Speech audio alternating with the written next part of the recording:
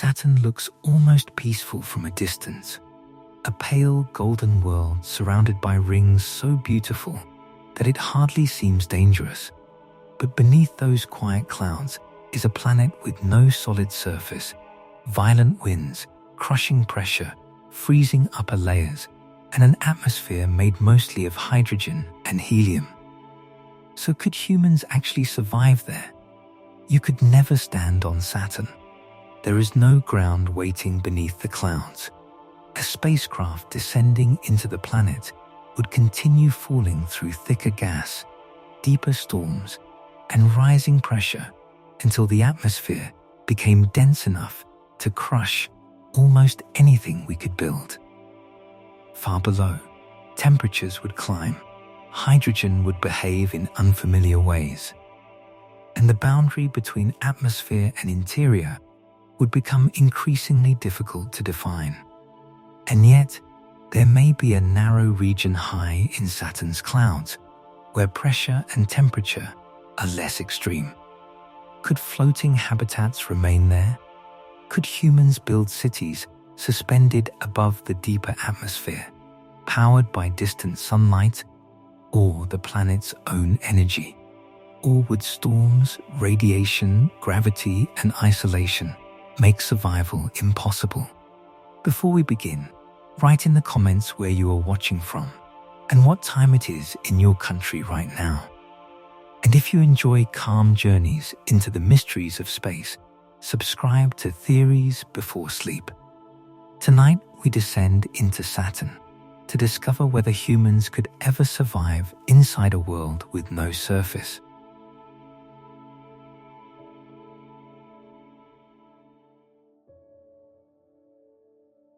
Saturn is the planet that makes people stop speaking. Through even a modest telescope, it does not look like an ordinary world. It looks designed. A pale golden sphere surrounded by rings so thin, bright and perfectly arranged that the entire planet seems almost unreal. For many people, Saturn is the first object in the night sky that truly feels alien.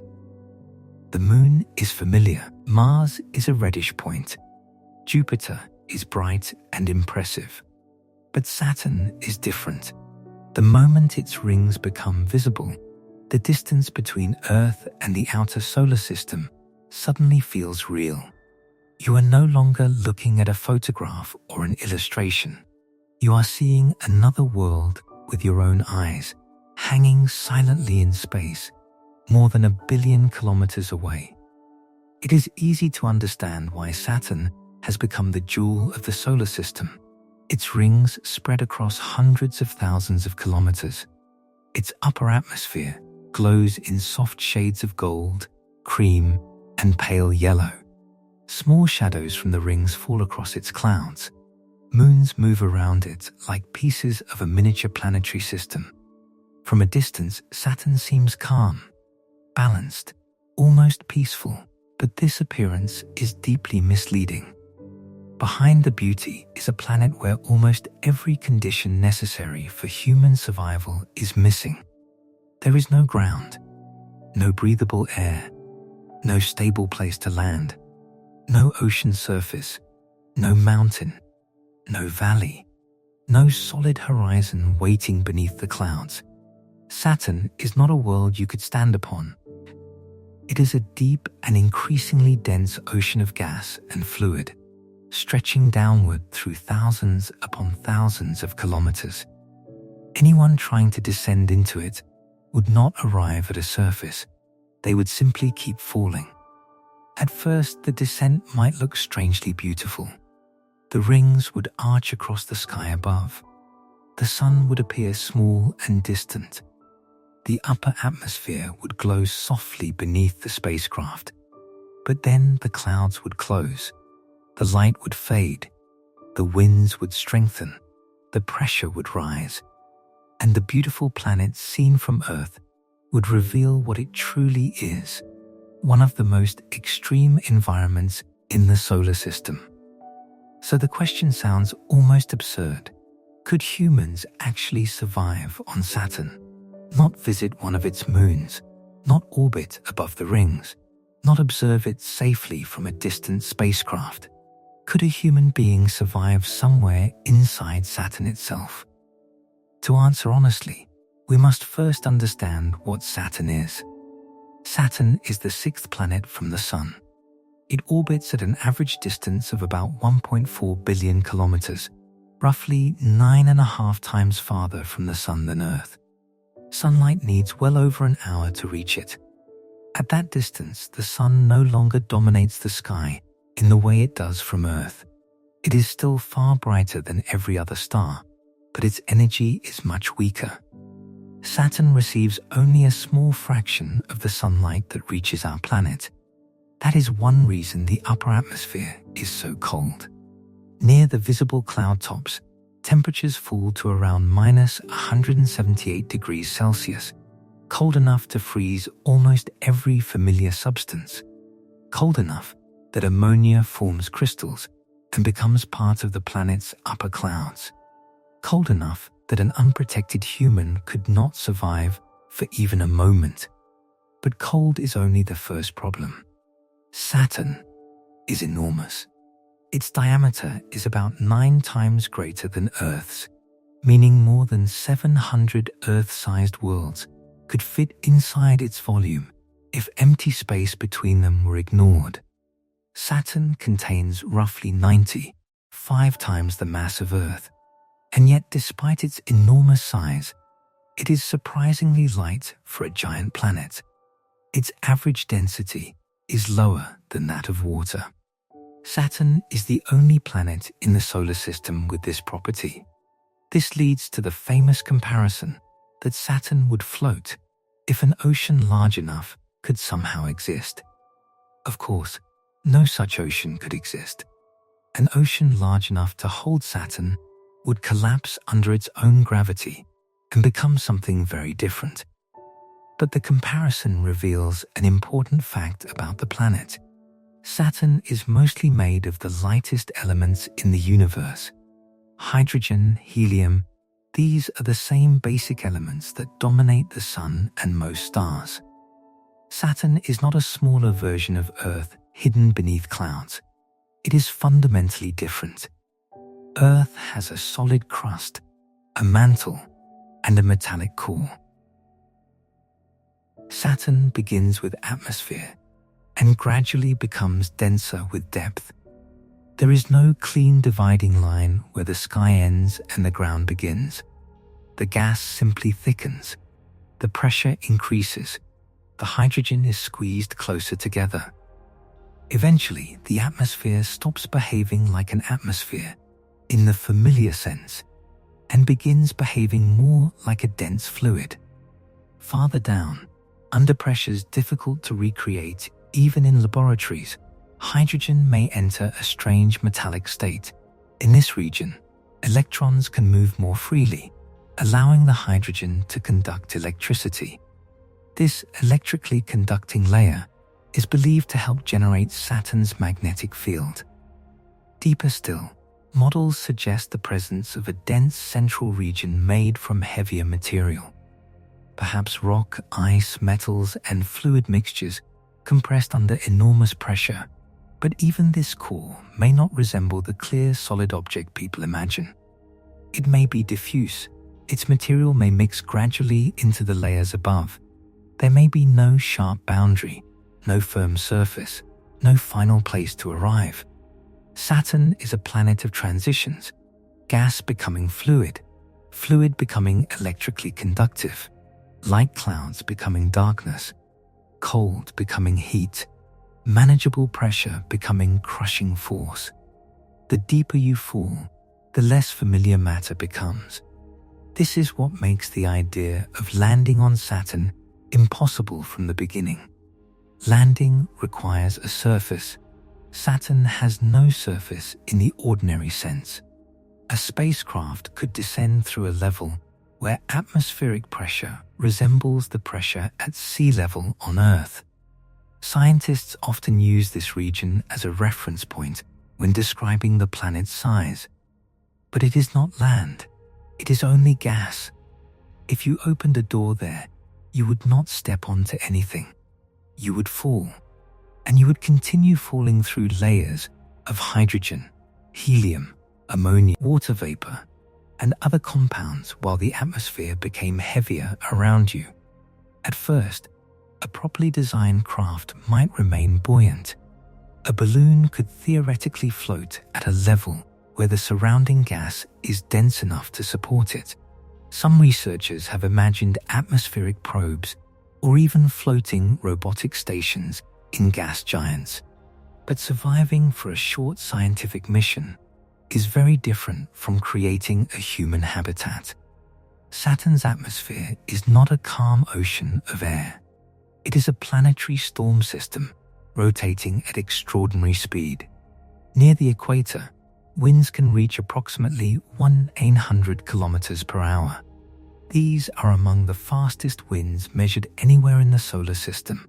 On Earth, the most destructive hurricanes feel overwhelming at a fraction of that speed. Buildings fail, trees are torn apart, water is pushed across coastlines, debris becomes dangerous.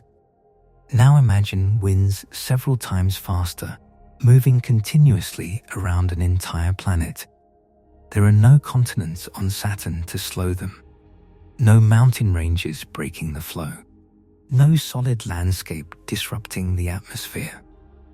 The clouds can travel around the planet in enormous bands, driven by Saturn's rapid rotation and internal heat. And Saturn rotates very quickly. A full day lasts only about 10 hours and 40 minutes. The exact internal rotation period has been difficult to determine because there is no solid surface to track, and different atmospheric regions move at different speeds. Scientists have used magnetic measurements, gravity data, ring waves, and atmospheric patterns to estimate the planet's deeper rotation. But the broad truth is clear. Saturn spins extremely fast. It is the second fastest rotating planet in the solar system, behind Jupiter. For a world more than 9 times wider than Earth, completing one rotation in less than half an Earth day is extraordinary. This rapid spin changes Saturn's shape. The planet is not a perfect sphere. It is visibly flattened at the poles and widened at the equator. Saturn's equatorial diameter is significantly greater than its polar diameter. Even through careful telescope observations, the planet's flattened shape can be noticed. This is caused by rotation. Material near the equator is moving at enormous speed around the planet's axis. The resulting outward effect pushes the atmosphere and deeper fluid layers away from the axis, creating a pronounced equatorial bulge. Saturn looks calm in images because its cloud bands often appear softer and less colorful than Jupiter's. But softness of color does not mean softness of motion. The entire world is spinning, flowing, compressing, and releasing heat. Saturn gives off more energy than it receives from the sun. That means some of its warmth comes from inside.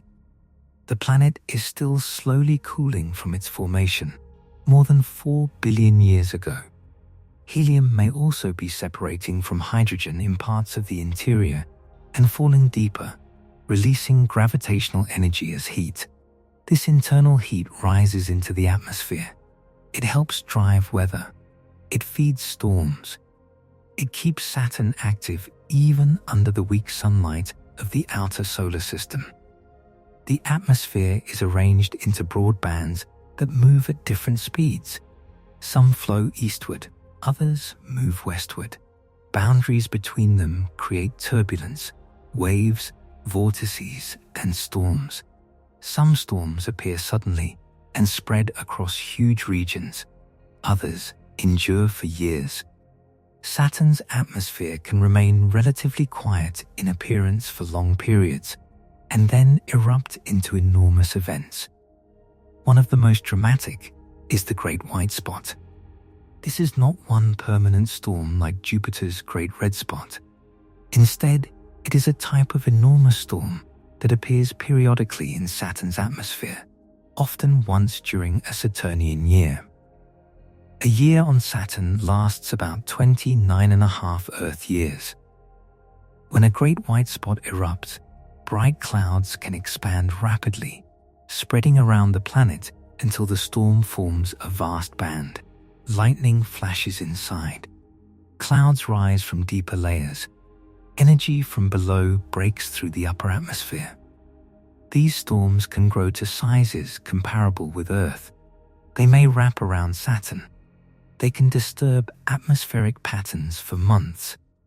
The planet that looks pale and quiet through a telescope is capable of producing weather on a scale Earth has never experienced.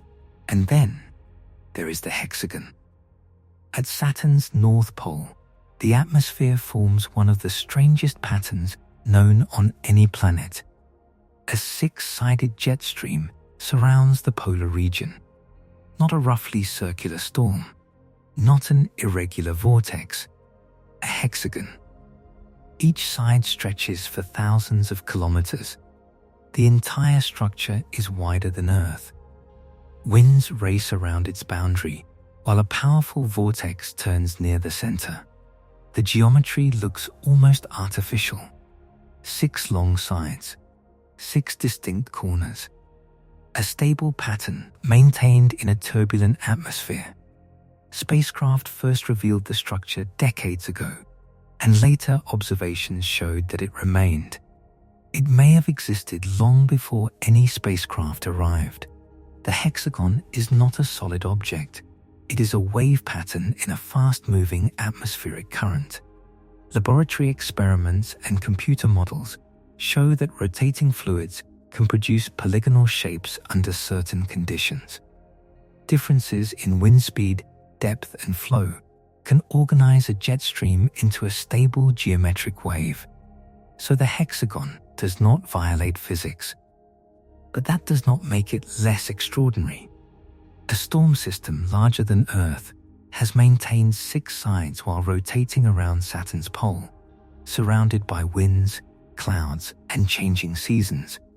It is a reminder that planetary atmospheres can create structures far beyond ordinary human experience. If a human habitat floated anywhere near such a region, it would be surrounded by motion on a continental scale. The horizon would not resemble anything on Earth. There would be no blue sky, no familiar clouds, no land below. Only layers of ammonia haze, hydrogen gas, turbulent bands, and darkness deep beneath. Above, if the clouds opened, the rings might be visible as a thin, shining arc. That view could be the most beautiful sight any human had ever witnessed. But beauty would not provide safety. The cold alone would require constant heating. The winds would place immense stress on any floating structure. Atmospheric chemistry would attack exposed materials. Lightning could interfere with electronics. Navigation would be difficult because there would be no stationary landmarks, and the habitat could never truly stop. It would move with the atmosphere. It would drift around the planet. It would rise and fall through pressure layers. Every system would need to function continuously. One major failure could become irreversible. There would be no nearby solid ground for an emergency landing. No rescue station below. No natural shelter. Only atmosphere continuing downward. Saturn also possesses a vast magnetic environment. Its magnetic field is generated deep inside the planet and extends far into space, creating an enormous magnetosphere. Because Saturn is so large, its total magnetic influence is powerful, even though the field measured near the visible cloud tops is not simply hundreds of times stronger than Earth's local surface field. The more accurate comparison is that Saturn's magnetic dipole moment The overall strength associated with the size of its magnetic system is hundreds of times greater than Earth's. Its magnetosphere captures charged particles. It interacts with the solar wind. It connects with rings and moons. It creates auroras near Saturn's poles. In some ways, the magnetic field provides protection by redirecting part of the solar wind. But a magnetosphere can also become a radiation trap. Charged particles can spiral along magnetic field lines, forming radiation belts. Saturn's radiation environment is generally less severe than Jupiter's, especially because the rings and moons absorb many particles. But less severe does not mean harmless. Electronics must still be protected. Human habitats would need shielding. Long-term exposure would remain dangerous. The environment changes depending on altitude, latitude, and location relative to the rings and moons. Saturn's magnetosphere is not an invisible shield offering simple safety. It is another complex system that must be survived. The rings themselves interact with this magnetic environment. Dust grains can become electrically charged. Material moves along field lines. Particles from the rings can fall into Saturn's atmosphere in a process sometimes called ring rain. Even the planet's most beautiful feature is slowly feeding material into the world below. Saturn is not a static sculpture. It is an active system. Rings lose material. Moons shape gaps. Magnetic fields guide charged particles. Atmospheric storms rise from below. Heat escapes from the interior. Winds circle the planet. Everything is moving. Everything is changing. The rings make Saturn seem organized because they create such clean lines around the planet. But those rings are made from countless separate particles. The atmosphere beneath them is violent. The interior below that is under pressure so high that hydrogen changes its physical behavior.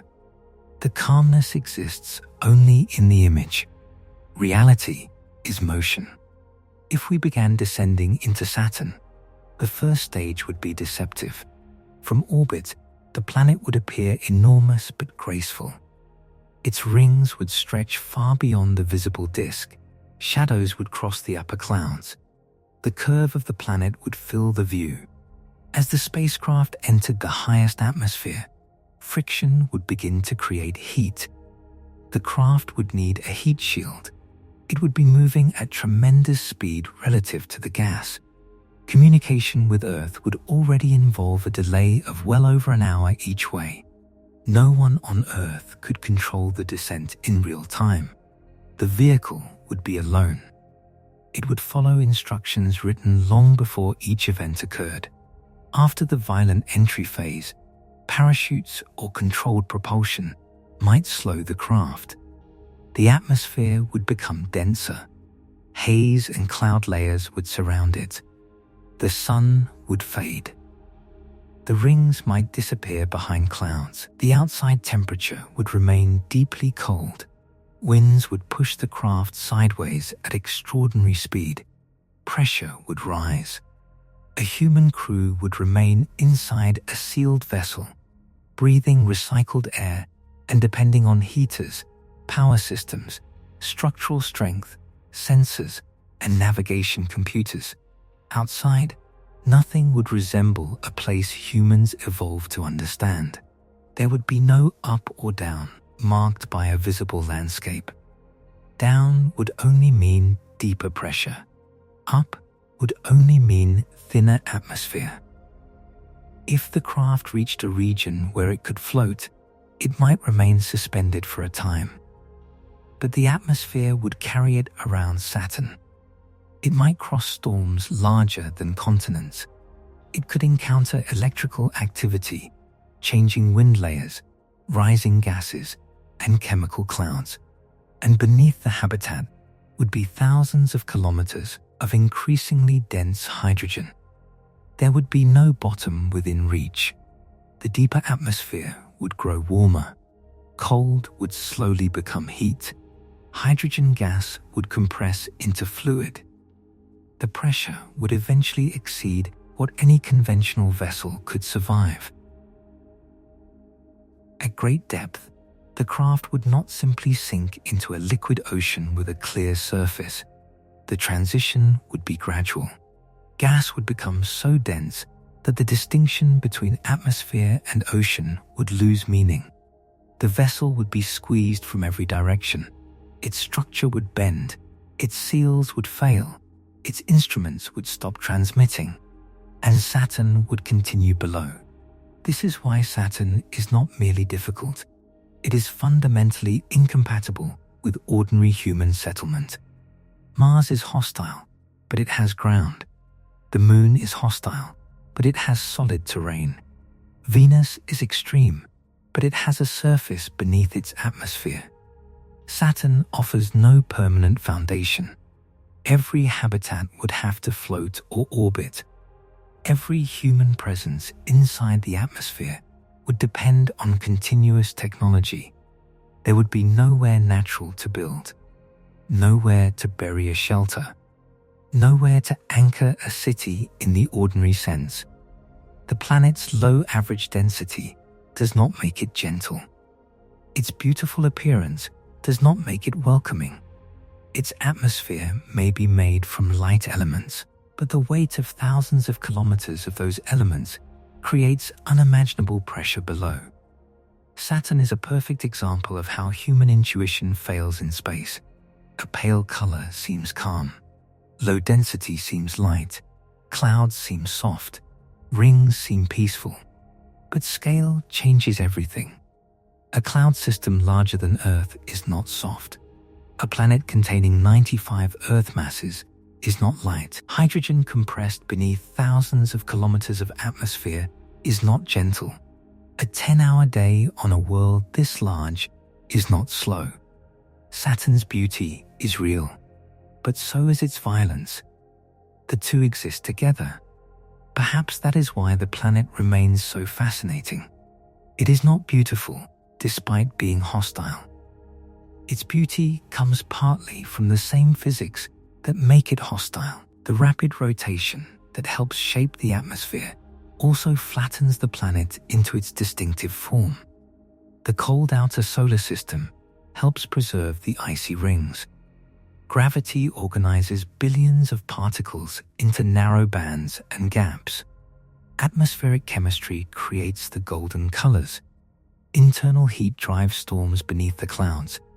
Magnetism creates auroras near the poles. The very processes that could destroy a human habitat are the processes that make Saturn extraordinary to observe. Tonight, we begin with the honest answer. A human being could not simply go to Saturn. There would be no landing, no first footprint, no flag planted in soil, no person standing beneath the rings on the planet itself. Saturn is not that kind of world. It is an atmosphere, becoming an ocean, becoming a strange interior of compressed matter, a world without a surface, a storm without a shore, a planet where falling does not end. But this does not mean the entire Saturn system is beyond human reach. Around the planet are rings, moons, resources, ice, organic chemistry, and possible hidden oceans. There may be places where technology could allow humans to survive. The question is not finished. It has only become more precise. Could humans survive on Saturn itself? Almost certainly not in any permanent or practical way. Could a protected vessel float temporarily inside a narrow atmospheric layer? Perhaps. Could humans build habitats elsewhere in the Saturn system? That possibility is far more serious. But before we reach the rings and moons, we must first continue downward, into the clouds, into the pressure, into the chemical layers, into the storms that hide beneath Saturn's peaceful golden face. Because the deeper we go, the clearer the truth becomes. Saturn is not a place waiting to be conquered. It is a world that reminds us how fragile the human body is. A world larger than imagination, colder than Antarctica at its cloud tops, faster than Earth's most violent winds, deeper than any ocean. And beneath its rings, beautiful enough to make us forget, for just a moment, that it is almost impossible to survive.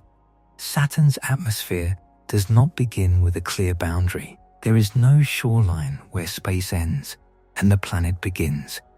From far above, the first traces of gas are almost impossibly thin. A spacecraft approaching the planet would move through scattered hydrogen and helium atoms without noticing any sharp change. But with every kilometer of descent, the atmosphere would grow denser. At first, the difference would be subtle. Then, the drag would begin. Then the heating, then the winds, and eventually, the atmosphere would become the entire world. This is the first and most immediate challenge of entering Saturn. You do not land there. You surrender yourself to a descent with no solid destination. The only spacecraft ever deliberately sent into Saturn itself was Cassini. For 13 years, Cassini orbited the ringed planet, flying past its moons, crossing its magnetic environment, studying its rings, and transforming nearly everything humanity understood about the Saturn system. But by 2017, its fuel was running low. Mission controllers faced a difficult choice. They could no longer guarantee that Cassini would remain under control forever. If the spacecraft eventually collided with Enceladus or Titan, it might contaminate an environment where conditions suitable for life could exist. So the mission ended with a final decision. Cassini would be sent into Saturn. On September 15, 2017, the spacecraft approached the upper atmosphere at enormous speed. Its instruments were aimed toward the planet. Its antenna remained pointed toward Earth. It transmitted data continuously as the first detectable atmospheric forces began acting upon it. Cassini was never designed as an atmospheric probe. It had no heat shield for a deep descent, no parachute, no pressure vessel capable of surviving Saturn's lower clouds. It was an orbiter entering a place it had never been built to endure. As thin gas began pushing against the spacecraft, Cassini's small thrusters tried to keep the main antenna aimed at Earth. At first, they corrected the motion easily, but the atmospheric drag increased quickly.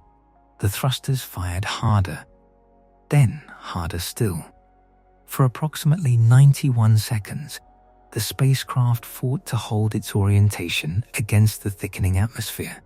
During the final part of that struggle, the thrusters were operating near their full capacity. Then, Cassini began to tilt. Its antenna moved away from Earth. The radio signal vanished. By the time the last message reached the deep space network, the spacecraft itself had already been gone for more than an hour. Because of the distance between Saturn and Earth, there was no explosion heard in a control room, no final image of destruction, only a line of data becoming quiet. Within moments, aerodynamic forces and heat would have begun tearing the spacecraft apart. Components that had survived decades in space were consumed by the atmosphere. The metal, insulation, instruments, wiring, and fuel became part of Saturn. Cassini had survived years around the planet. Inside the planet's atmosphere, it survived only seconds, and it had barely entered. That is the scale of the problem.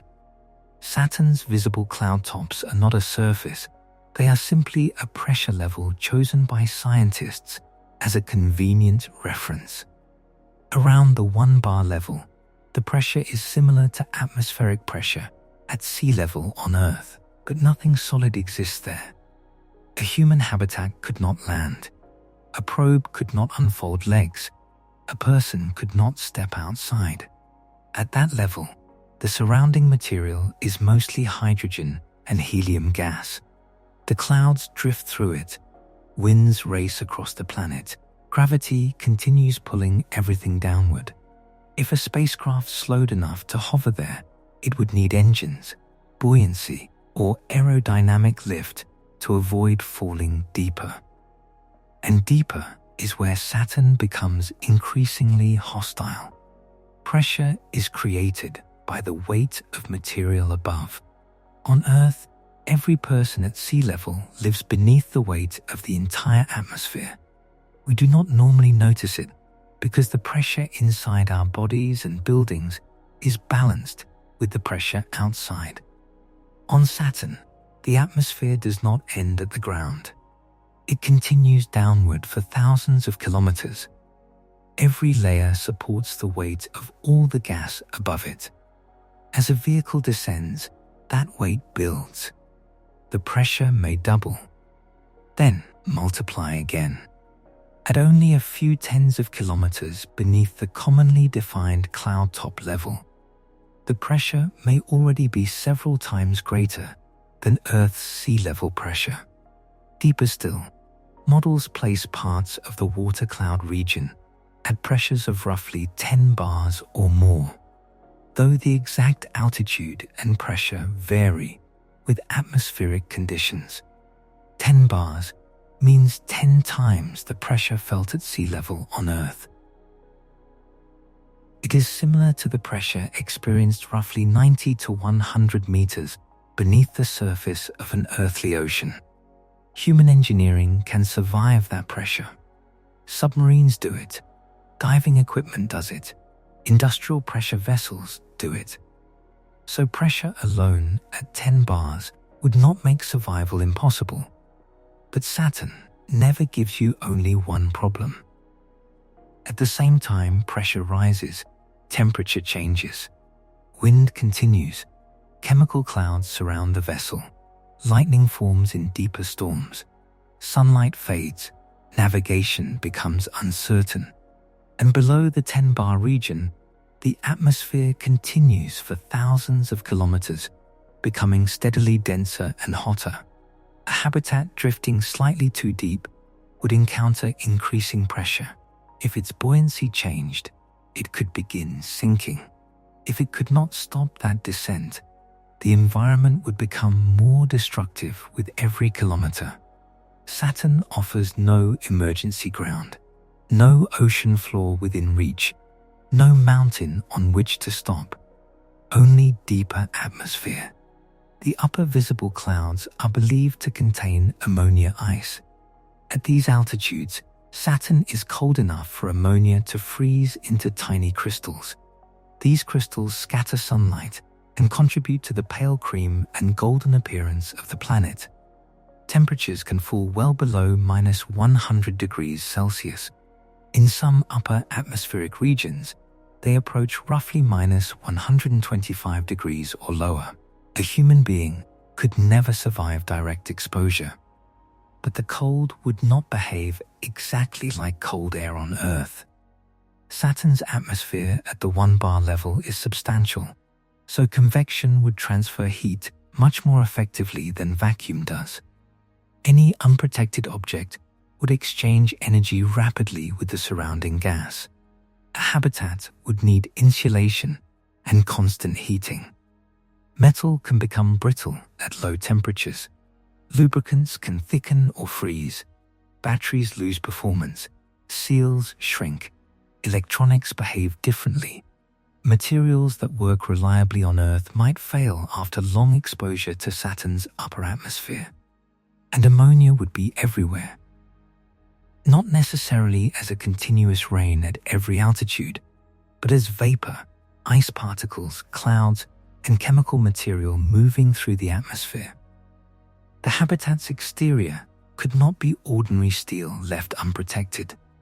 It would require coatings resistant to low temperatures and reactive chemicals. Every joint, window, sensor, antenna, and moving part would need to survive years of exposure.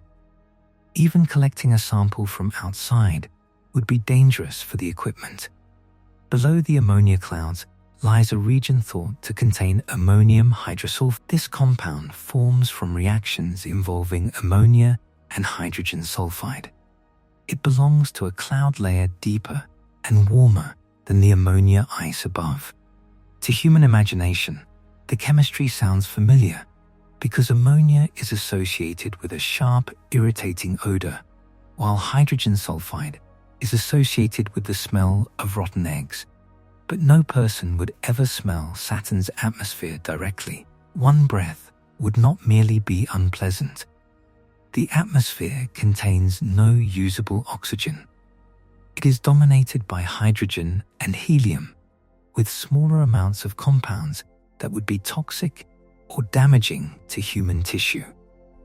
Anyone outside a sealed habitat would lose consciousness from lack of oxygen long before the chemistry could be examined by the senses. The middle clouds would still create a difficult environment for machines.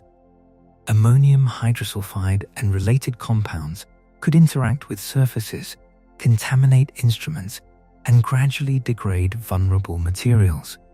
The exact rate would depend on temperature, pressure, concentration, and the protective coatings used.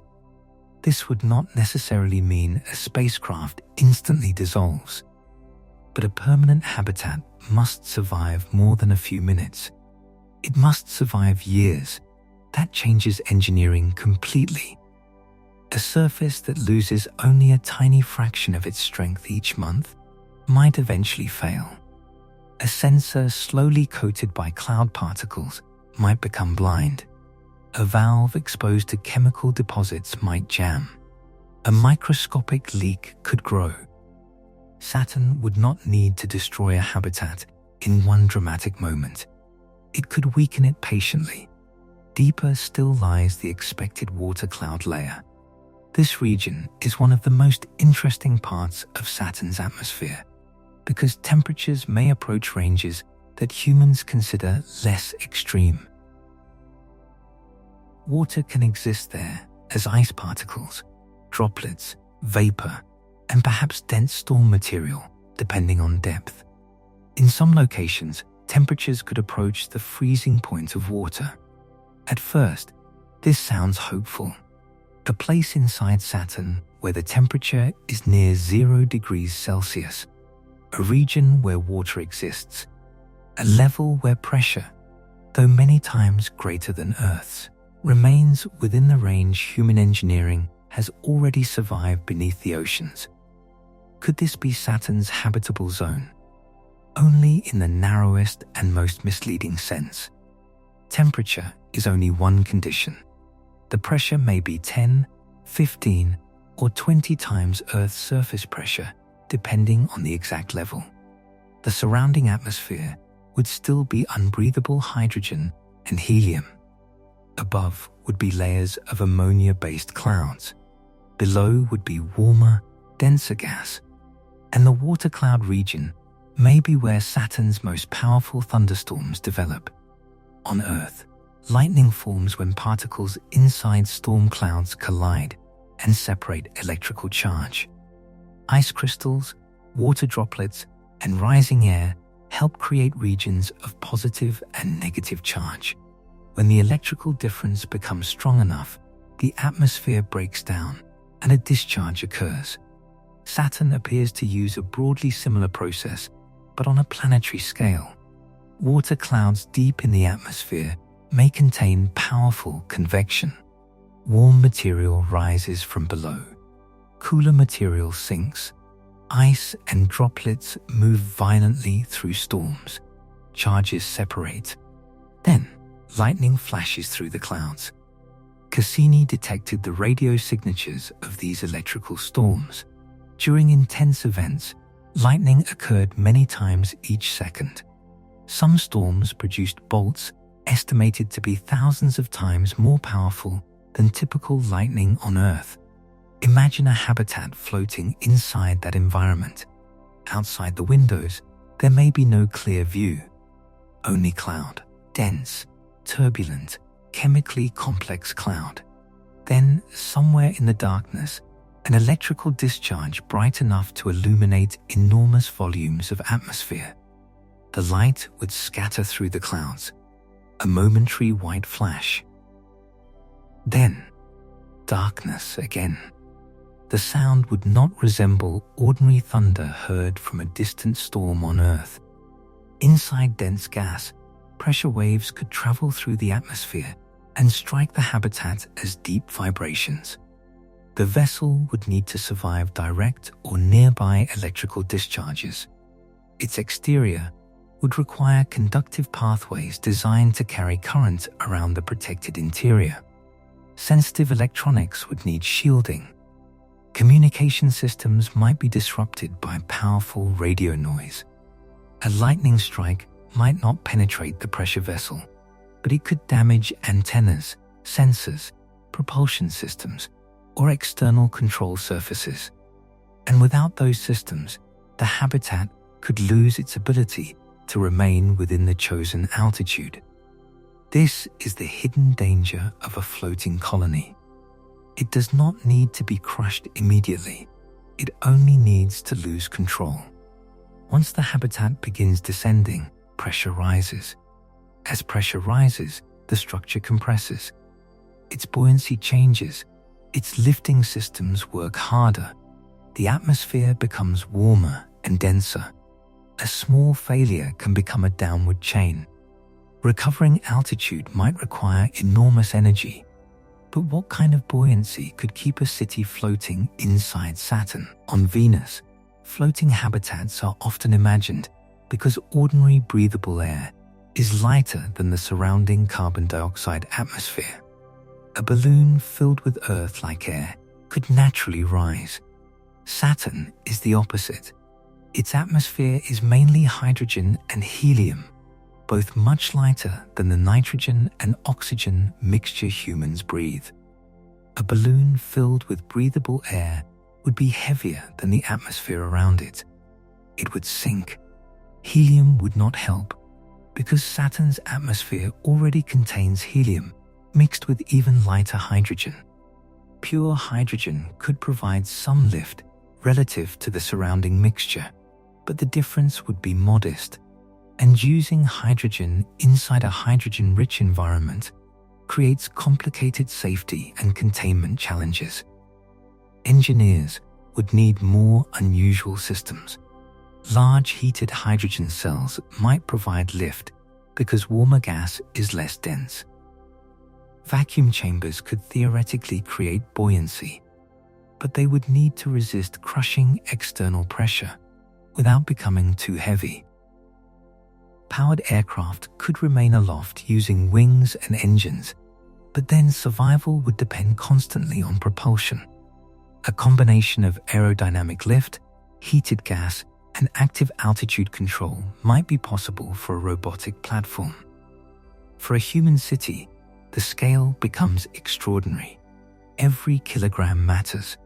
The pressure vessel, the air, the water, the food, the shielding, the reactor, the engines, the spare parts, the living quarters, the heat management systems.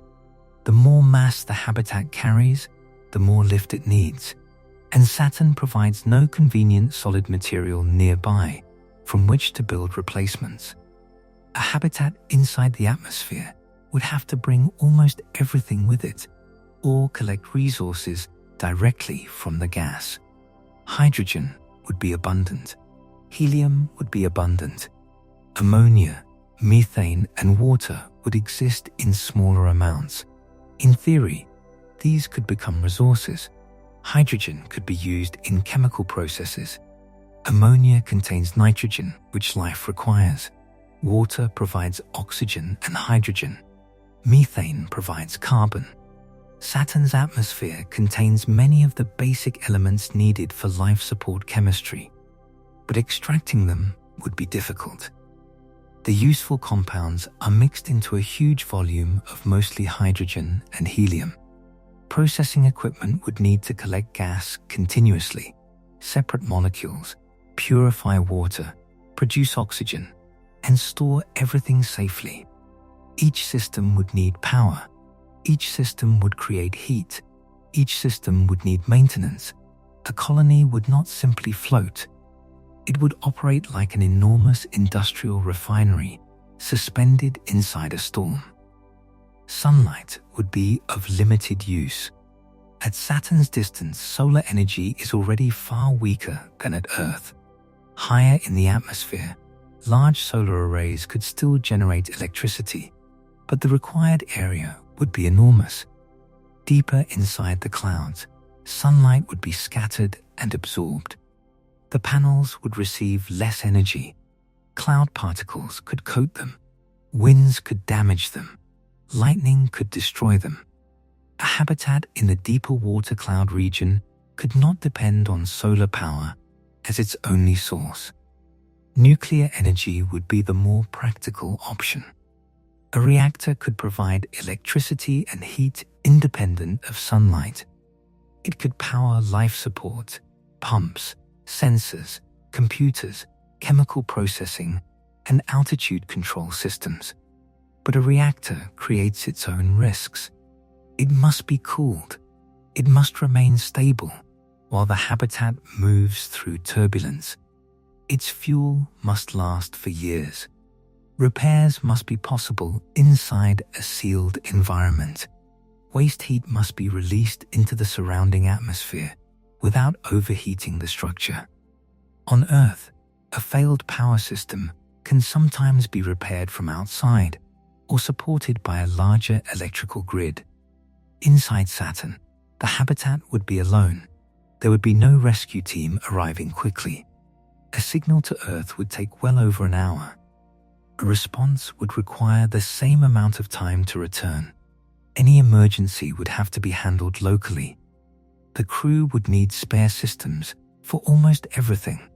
2 reactors instead of 1. Multiple pressure compartments, several independent oxygen systems, backup computers, reserve buoyancy, emergency propulsion, protected food storage, medical facilities, repair workshops, robotic vehicles capable of working outside in the clouds. The habitat would resemble a submarine, an airship, a spacecraft, and a power station combined. But even submarines have an ocean floor beneath them. Aircraft can land. Space stations can sometimes receive supply missions. Saturn's floating habitat would have none of those comforts. There would be no outside view for much of the journey. At the upper cloud levels, a break in the haze might reveal the rings overhead. They could stretch across the sky as a thin, brilliant structure, far more dramatic than anything seen from Earth. But inside deeper layers, the rings would disappear. Sunlight would become a diffuse glow, then perhaps only a faint brightness above. Clouds would surround the vessel in every direction. Visibility could shrink to meters. Navigation would depend entirely on instruments. Radar might map nearby cloud density and precipitation. Pressure sensors would estimate altitude. Inertial systems would track motion. Radio signals from orbiting satellites could provide reference points, but the habitat would never see a coastline. Never pass a mountain. Never recognize a familiar landmark. Saturn's atmosphere rotates in bands, and the habitat would move with one of them. It could circle the planet repeatedly, carried by winds hundreds or even more than 1,000 kilometers per hour. From inside, the crew might not feel that speed if they moved smoothly with the atmosphere. There would be no solid ground beneath them to reveal how fast they were traveling, but differences between wind layers could create severe turbulence. If the habitat rose into a faster current or sank into a slower one, powerful shear forces could act upon it.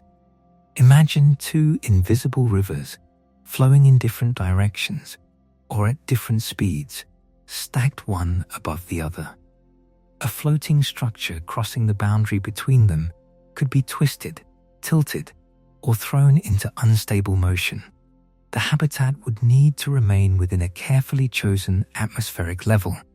Too high, and the cold intensifies while buoyancy decreases. Too low, and pressure rises while storms become stronger. The potentially survivable zone would be narrow, not a safe region. Only a region where the dangers might be engineered around temporarily. And this leads to the most important question. Why would humans go there? A robotic probe could study Saturn's atmosphere. An automated balloon could drift through the clouds and collect chemical data. A fleet of small sensors could measure lightning, winds, pressure, and temperature. Machines could accept risks that would be unacceptable for human beings. They would not require oxygen. They would not need food. They would not suffer psychologically from darkness and isolation. They could be allowed to fail after completing their missions. A human colony would need a reason powerful enough to justify continuous exposure to one of the most difficult environments imaginable.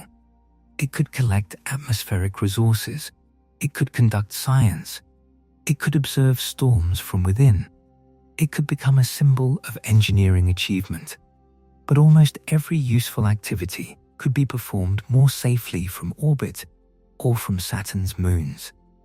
A colony inside Saturn would have no land to expand across, no rock to mine easily, no stable foundation for construction, no natural cave to use as shelter, no local horizon, no surface transportation.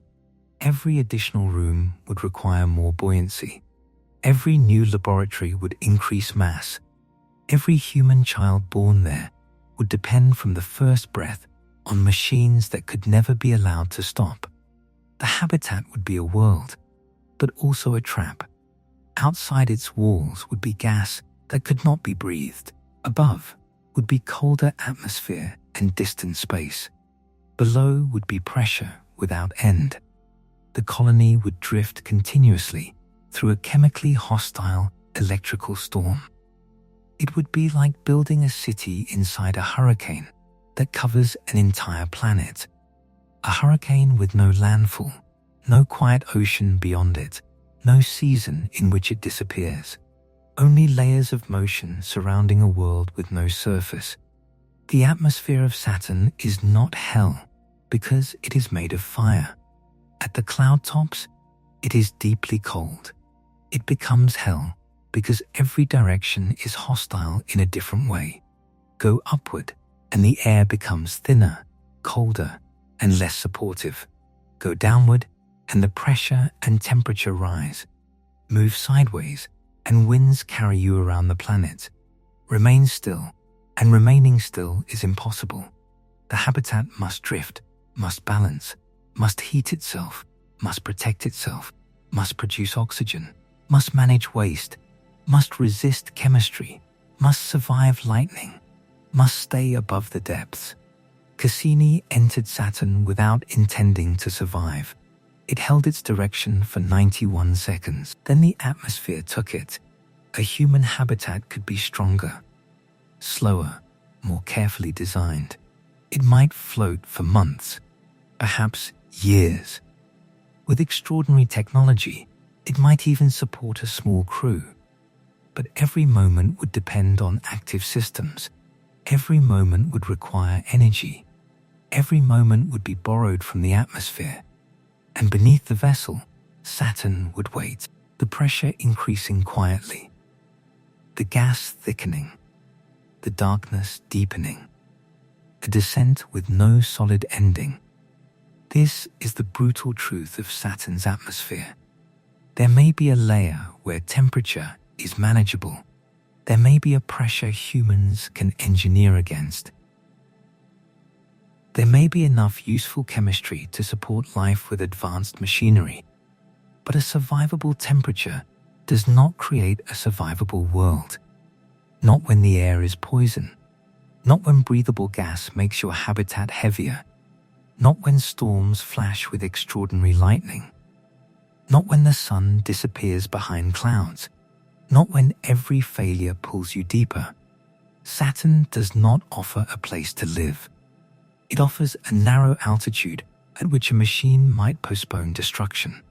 And perhaps, one day, humanity will send an aircraft into those clouds. Perhaps it will carry cameras, laboratories, and intelligent systems. It may drift through the golden atmosphere, listening to lightning and measuring winds no human has ever felt. It may send images of the rings from below. It may reveal storms hidden beneath the pale clouds. It may survive far longer than Cassini. But the first humans who reach the Saturn system will almost certainly not follow it downward. They will watch from above, from orbit, from the rings, or from the frozen surface of a moon. Because Saturn's atmosphere is not an ocean waiting for ships. It is an ocean without a surface, without a shore, without sunlight in its depths, a place where you could float endlessly, surrounded by crushing pressure, chemical clouds, electrical storms, and darkness, knowing that there is nowhere beneath you to land. If Saturn's atmosphere cannot support a permanent human home, then our attention naturally moves outward, away from the clouds, away from the pressure, away from the storms, toward the rings. From Earth, they appear almost solid, a smooth, luminous structure wrapped around Saturn like a perfect disk. Through a small telescope, the rings can look so clean and sharply defined that it is easy to imagine them as enormous frozen platforms. Perhaps there is a place to land there. Perhaps there is ice to mine. Perhaps a habitat could be built above the planet, suspended among the rings, safe from the crushing depths below. At first, the idea sounds almost reasonable. Saturn's atmosphere has no surface. The rings contain solid material. They are rich in water ice. They remain outside the planet's deepest storms, and they offer one of the most extraordinary views in the solar system. But the rings are not a frozen continent. They are not a single structure. They are not stable ground. They are a moving storm of countless separate objects, each one orbiting Saturn independently. And once we understand their true nature, the idea of living inside them becomes far more dangerous than it first appears. Saturn's main rings span roughly 282,000 kilometers from one outer edge to the other. That is wider than the distance between Earth and the Moon's orbit at some points of comparison. Yet the rings themselves are astonishingly thin. Across much of the main system, their vertical thickness is measured in only tens of meters. In some places, perhaps around the height of a small building. This creates one of the most extreme shapes in nature. A structure hundreds of thousands of kilometers wide, but in many regions thinner than a city block, is long. If the main rings were reduced until they fit across a large table, their thickness would be almost impossible to reproduce accurately. They would be thinner than a sheet of paper. This is why Saturn's rings can nearly disappear when viewed edge-on. Seen from above, they reflect sunlight beautifully. Seen directly from the side, there is almost nothing there. But thin does not mean empty. The rings contain billions upon billions of individual particles. Most are composed largely of water ice, mixed with smaller amounts of dust, rocky material, and darker contaminants. Some particles are microscopic, some are pebble-sized, some resemble boulders, others may be comparable to houses, and a few embedded objects are larger still. Each fragment follows its own orbit. Each is a tiny moon in miniature. Saturn's gravity holds them in the same broad plane, while collisions and gravitational interactions keep the disk remarkably flat. This means that if you approach the rings, the smooth structure seen from Earth would begin to dissolve. From far away, you would see bands. Closer, the bands would become streams. Closer still, the streams would become individual objects, blocks of ice, frost-covered fragments, dust grains sparkling in sunlight, dark pieces of rock turning slowly against Saturn. The ring would no longer look like a flaw, it would look like a blizzard. But unlike a blizzard on Earth, every fragment would be moving around a planet at orbital speed. Depending on its distance from Saturn, a ring particle may travel at roughly 10 to 20 kilometers per second. That sounds immediately fatal, and relative to Saturn, it is extremely fast. But this detail needs to be understood carefully. Nearby particles in similar orbits usually travel in nearly the same direction and at nearly the same speed. Their collisions are often surprisingly gentle. They may bump, scrape, rebound, or gather temporarily before separating again. The rings do not behave like countless bullets crossing one another randomly from every direction. They behave more like an enormous orbital traffic flow. Almost everything moves around Saturn together. The danger comes from differences. A particle slightly closer to Saturn orbits faster. A particle slightly farther away orbits more slowly. An object on an inclined orbit can cross the ring plane at an angle. A moonlet can disturb nearby material. A habitat changing altitude can move into a stream with a different orbital speed. Even a small difference becomes important when the underlying orbital velocity is enormous. A grain of ice striking a spacecraft at a few centimeters per second may do little. The same grain striking at several kilometers per second becomes destructive. This is why a habitat could not simply enter the rings and stop. There is no stopping in orbit. To remain at a particular distance from Saturn, the habitat must move at the correct speed. Too slowly, and it begins falling inward. Too quickly, and it moves outward into a different orbit. A station built among the rings would need to become part of their motion. It would orbit with them. It would travel around Saturn again and again. From inside, the residents might feel almost motionless. Saturn would hang beneath them. The rings would stretch across the horizon. Nearby ice fragments would seem to drift slowly past. But the entire scene would be racing around the planet at tens of thousands of kilometers per hour. The first question would be where to place such a habitat. The B ring would be an obvious temptation. It is the brightest and densest part of Saturn's main ring system. From Earth, much of the ring's visual brilliance comes from this enormous band of ice, but density makes it dangerous. The B ring is crowded. Particles frequently interact. Gravitational waves move through the disk. Temporary clumps form and separate. Moonlets and hidden masses may disturb nearby material. A large habitat would displace particles wherever it traveled.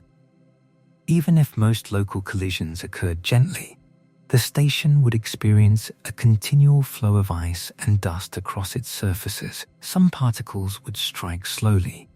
Some would scrape along shielding. Some would collect in gaps and mechanical joints. Others could arrive from disturbed orbits with much greater relative speeds. The danger would not necessarily be one spectacular impact. It could be accumulation. A window slowly covered with microscopic damage, a sensor becoming coated with frost, a radiator losing efficiency beneath a layer of dust, a hinge jammed by ice grains, a seal damaged after years of abrasion, a navigation system blinded by reflected light and debris. A habitat inside the B ring would live inside a machine made from particles, a machine with no central control. The ring would flow around it continuously, and every exposed surface would need protection. Perhaps then, the Cassini division would be safer. From Earth, the Cassini division looks like an empty black gap separating the bright A and B rings. It is approximately 4,800 kilometers wide, but it is not truly empty. It contains thinner ring material, faint ringlets, dust, and particles that are difficult to see from a distance. The division exists partly because of gravitational resonance with Saturn's moon Mimas. In this region, ring particles can complete roughly 2 orbits for every 1 orbit made by Mimas. Repeated gravitational pulls disturb certain paths and help remove material from parts of the gap. It is a beautiful example of gravity shaping matter without touching it. A small moon hundreds of thousands of kilometers away can influence the arrangement of countless ice fragments. For a habitat, the lower density might reduce the number of impacts. There would be more open space. Navigation might be easier. Solar panels and radiators would face fewer particles, but the Cassini division would still not provide a solid foundation. The station would remain in orbit. It would still share space with ringlets and scattered debris. It would still need constant tracking, and the same gravitational resonances that help create the gap could complicate long-term station keeping. An orbit that appears clear may not remain simple forever. Small disturbances accumulate. Mimas continues pulling. Other moons add their gravity. Saturn's irregular gravitational field influences the orbit. Radiation pressure from sunlight acts on fine dust. Charged particles respond to the magnetic field. The gap is not an empty parking space. It is an active gravitational environment. Then there is the F-ring. The F-ring lies outside the main A-ring and appears narrow, delicate, and almost thread-like, but close observations revealed that it is one of the most chaotic structures around Saturn. Its material twists into strands, bright clumps appear, knots form and fade. Jets of particles extend away from the central ring. Small embedded objects collide with it and disturb its shape. Nearby moons, especially Prometheus and Pandora, influence the ring through gravity, though the relationship is more complicated than a simple pair of shepherds holding a perfect flock in place. Prometheus passes close to the F-ring and pulls material outward, creating dark channels and streamers. The ring seems to react almost like a living ribbon. It stretches, it folds, it reforms. From a distance, this movement is graceful. For a habitat, it would be unpredictable. A region that appears relatively clear during one orbit may contain a newly formed strand later. A clump of particles may grow brighter as material gathers. A small moonlet may pass through the ring core and scatter debris. The F-ring would offer extraordinary scientific access, but almost no peace. A station there would need to detect every nearby fragment and predict how the ring's structure would evolve. Its orbital path would require constant refinement. Its exterior would need shields. Its crew would live beneath the possibility that a seemingly empty region could become crowded after a gravitational disturbance. The rings are always changing. This is one of the most important truths about them. They look permanent because human lives are short. They look calm because images freeze them in time. But the rings move at every scale. Particles collide. Waves travel through them. Moonlets create wakes. Moons open gaps. Spokes appear across parts of the B-ring. Dust falls towards Saturn. Material spreads. Material gathers. Ice is struck by microscopic debris arriving from interplanetary space. The entire system is evolving. A habitat needs stability. The rings offer motion. Still, their resources would be difficult to ignore. Water ice is one of the most valuable materials for any civilization beyond Earth. It can be melted and purified for drinking. It can provide water for agriculture. It can be separated into hydrogen and oxygen. Oxygen supports breathing. Hydrogen and oxygen can also become rocket propellant. Ice can be used as shielding against radiation. A settlement with access to ring material would not need to transport all of its water from Earth. In principle, robotic mining vehicles could collect selected particles, guide them into processing chambers, melt the ice, remove contamination, and deliver water to orbiting stations. This is far more realistic than trying to build directly inside the densest rings. A habitat could orbit outside the main ring plane while sending specialized machines down to collect material. But even mining the rings would be difficult. You cannot approach an ice fragment as though it were a stationary rock. You must match its orbit. The mining vehicle and the target must travel almost together. If their speeds differ too much, the encounter becomes a collision. If the vehicle attaches itself to a large rotating fragment, it must manage the object's spin. The fragment may be loosely packed rather than solid. It could crumble under contact. It may contain dust and darker material. Nearby particles continue moving around it. A mining operation would require precise orbital mechanics, autonomous navigation, and shielding. Collecting a house-sized block may be less practical than gathering smaller material slowly. Perhaps a vehicle could open a broad intake system. Perhaps it could guide loose particles into a controlled chamber using mechanical barriers or electrostatic forces. Perhaps it could operate in the more diffuse outer regions where particle density is lower.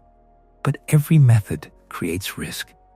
A net could tear, an intake could clog, a cloud of displaced particles could threaten nearby equipment. Material thrown into a slightly different orbit might return later as an unexpected hazard. Mining inside a ring is not like digging into frozen ground. It is like harvesting a river, while both the river and the machine race around a planet. And the habitat would need to remain outside the debris it created. This is why Saturn's rings might become a resource field without becoming a place to live. Human beings could reside in safer orbits nearby. Robotic systems could enter the ring plane. Ice could be collected and transported outward. The rings could supply water, oxygen, shielding, and fuel. But the permanent settlement would likely remain above or below the main disk, where the concentration of particles is lower. Even there, the ring environment creates dangers. Saturn possesses a strong magnetosphere filled with plasma and charged particles. The rings interact with this environment in complicated ways. Ring particles absorb some energetic particles, modifying Saturn's radiation belts. In some places, the rings may actually reduce radiation compared with nearby regions because the ice acts as an enormous absorber. But the system is not free from electromagnetic activity. Fine dust grains can gain electrical charge through sunlight, plasma, and collisions. Charged dust does not respond only to gravity. It can also be influenced by magnetic and electric fields. The smallest particles may shift in ways that larger boulders do not. Above parts of the rings, mysterious radial features called spokes can appear, stretching across the B-ring like dark marks on a record. These structures are believed to involve electrically charged dust being lifted or rearranged above the ring plane. To a human habitat, electrostatic charging would be another engineering problem. Dust could cling to surfaces. Sensors could accumulate charge. Electrical potentials could develop between exposed components. Sensitive instruments would need grounding and shielding. But the rings are not filled with constant lightning like discharges between giant ice blocks. The danger is subtler: slow charging, dust movement, plasma interaction, interference with electronics. Another problem that does not look dramatic until it causes a system to fail. Radiation around Saturn is generally less intense than the worst regions around Jupiter. Saturn's rings and moons absorb many high-energy particles, creating gaps and complex structures in the radiation environment. A habitat close to the rings might receive some protection from the ring material itself, especially if ice shielding were used around living areas. But radiation would not disappear. Cosmic rays arrive from beyond the solar system. Solar storms send energetic particles outward from the Sun. Saturn's magnetosphere traps and redirects charged particles. The exact hazard would depend on the habitat's orbit, its distance from Saturn, its position above or below the ring plane, its relationship to the magnetic field, its shielding. A permanent settlement would need thick walls, likely including layers of water or processed ring ice. The same rings that create danger could provide protection. That is the strange promise of Saturn. Almost every hazard contains a resource. Almost every resource creates another hazard. The ice could support life. Collecting it could damage the station. The rings might absorb radiation. Living inside them would increase impact risk. The gaps might offer safer paths. Resonances make those paths dynamically complicated. The rings are generous and hostile at the same time. They are also slowly disappearing. Material from the rings is falling into Saturn. Some of it becomes electrically charged, follows magnetic field lines, and enters the upper atmosphere. Other material may spiral inward through different processes. Cassini's final measurements suggested that material was entering Saturn's atmosphere at rates far greater than researchers had expected in some regions. At times, estimates reached as high as roughly 10,000 kilograms per second. Water, dust, organic compounds, tiny grains, material leaving the rings and becoming part of the planet. This process is often called ring rain. It is a beautiful name for an enormous loss. Every second, parts of the rings are being removed. Every hour, more material falls. Every year, Saturn changes by a tiny amount. The rings look permanent to us because they existed before telescopes and will likely outlast our civilization.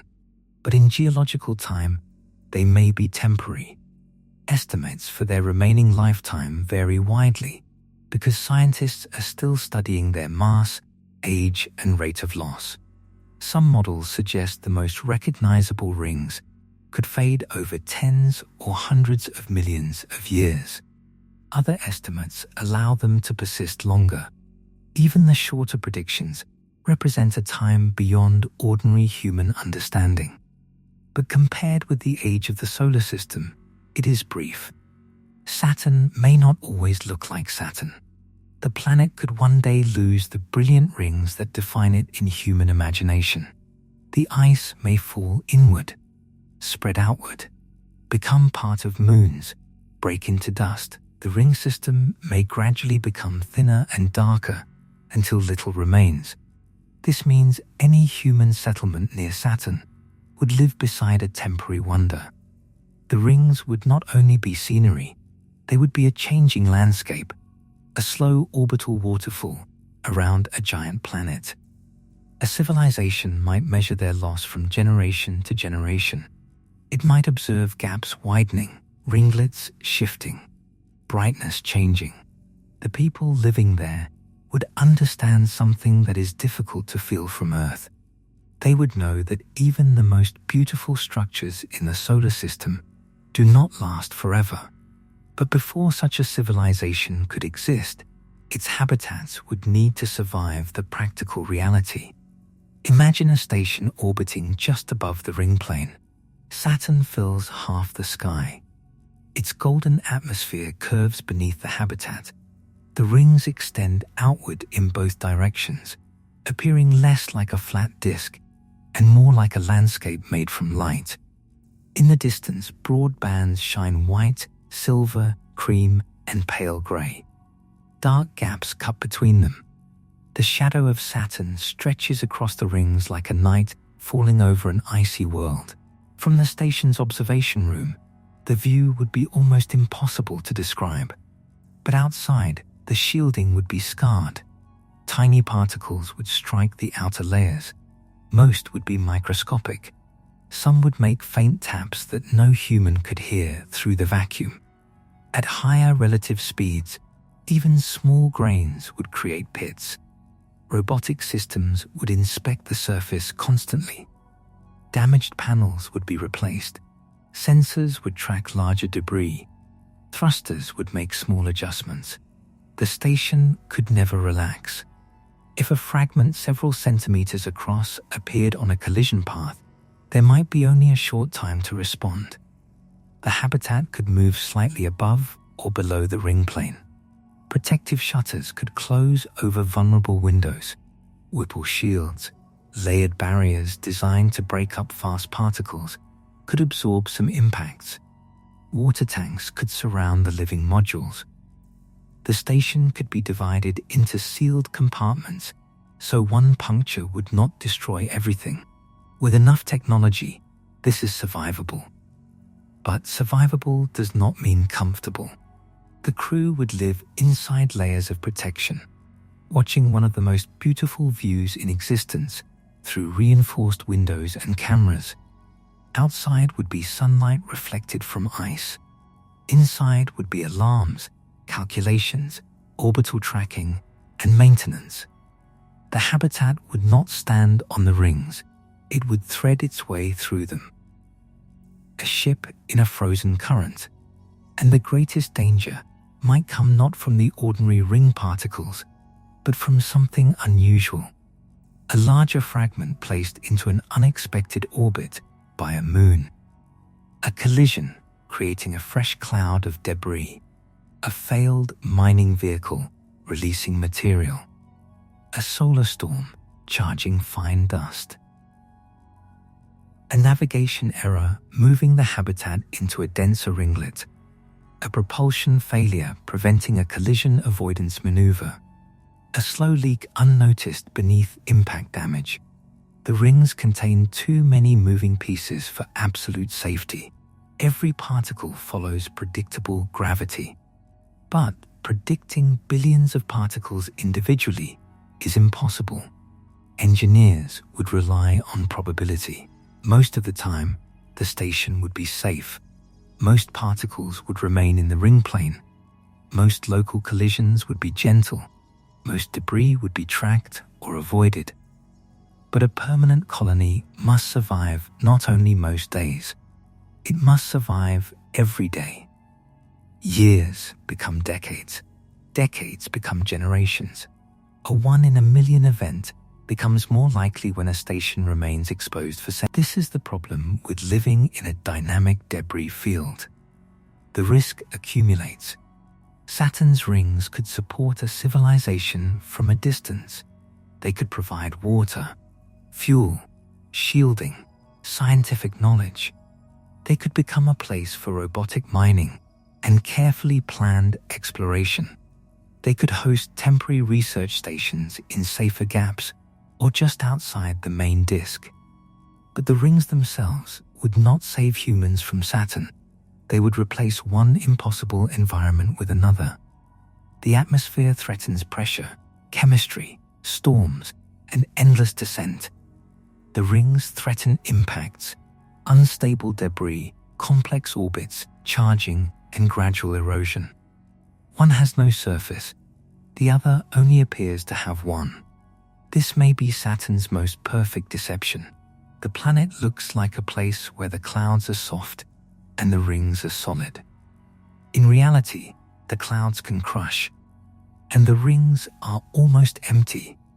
A shining disk that cannot hold your weight, a structure wider than worlds, but thinner than buildings, a landscape made from objects that never stop falling around a planet.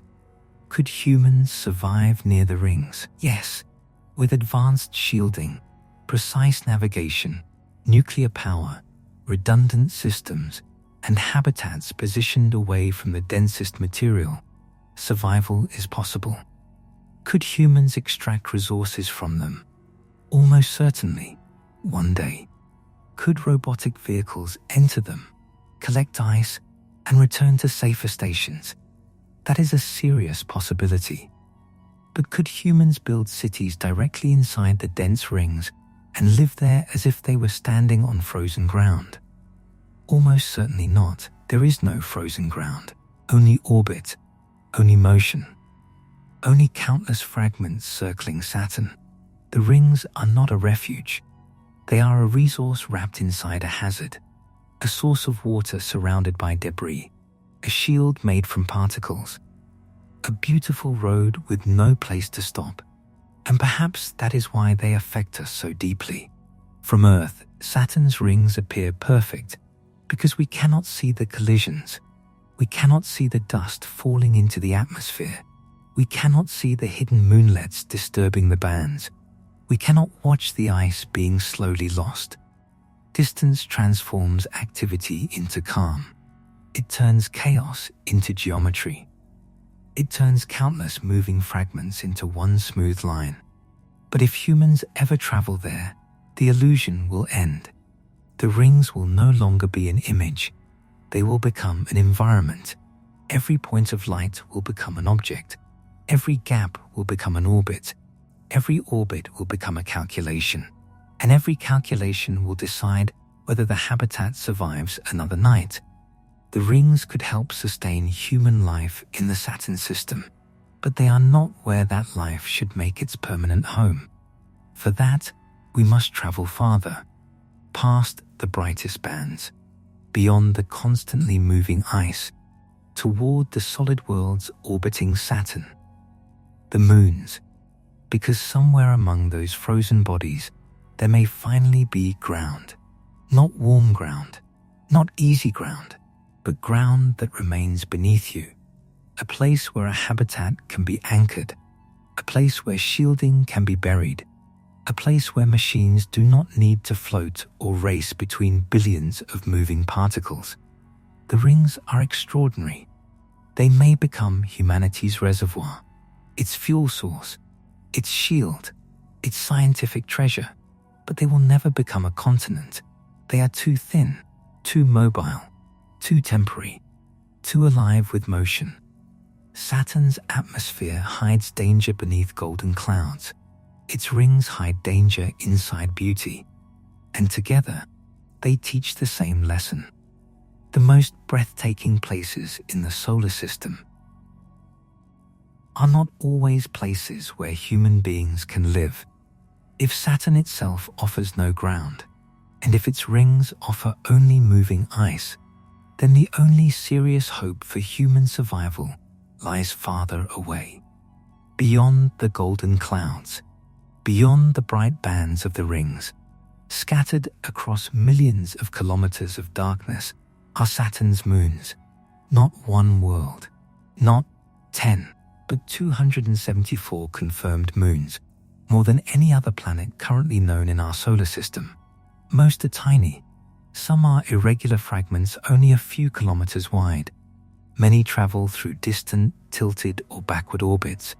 Some may be captured objects that never formed beside Saturn at all. But among them are worlds large enough to hold oceans, worlds with water ice, worlds rich in organic chemistry, worlds protected from Saturn's deepest atmospheric violence.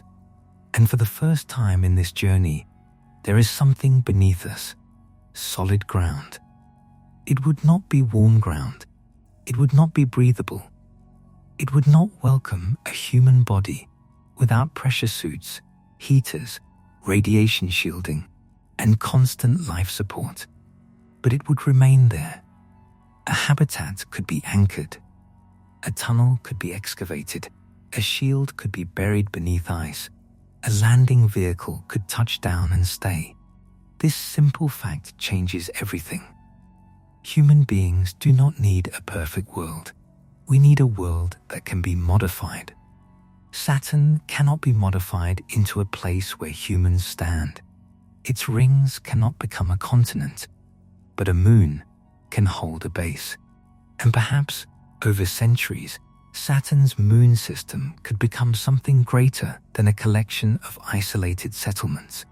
It could become a network, a civilization distributed across frozen worlds, each moon providing something the others lack, each settlement connected by spacecraft moving through the enormous gravitational kingdom of Saturn. This would not be one colony. It would be an outer solar system society, and it would begin among the inner moons. Closest to Saturn are small worlds caught between the planet's rings, magnetic field, and powerful gravity. These moons live in a complicated environment. Charged particles move through Saturn's magnetosphere. Dust and plasma surround some of their orbits. Their surfaces are exposed to radiation, micrometeoroids, and particles released from nearby moons and rings. The radiation is generally less brutal than the worst regions around Jupiter, but it would still matter to human explorers. A person standing unprotected on one of these moons would face more than cold. Their body would be exposed to energetic particles from Saturn's magnetic environment, cosmic rays from beyond the solar system, and solar radiation arriving from the distant sun. The solution would be familiar: go underground. Ice is an excellent building material for a world like this. It can be cut, melted, purified, turned into drinking water, separated into oxygen and hydrogen, used for agriculture, used as propellant, and placed around living quarters as radiation shielding.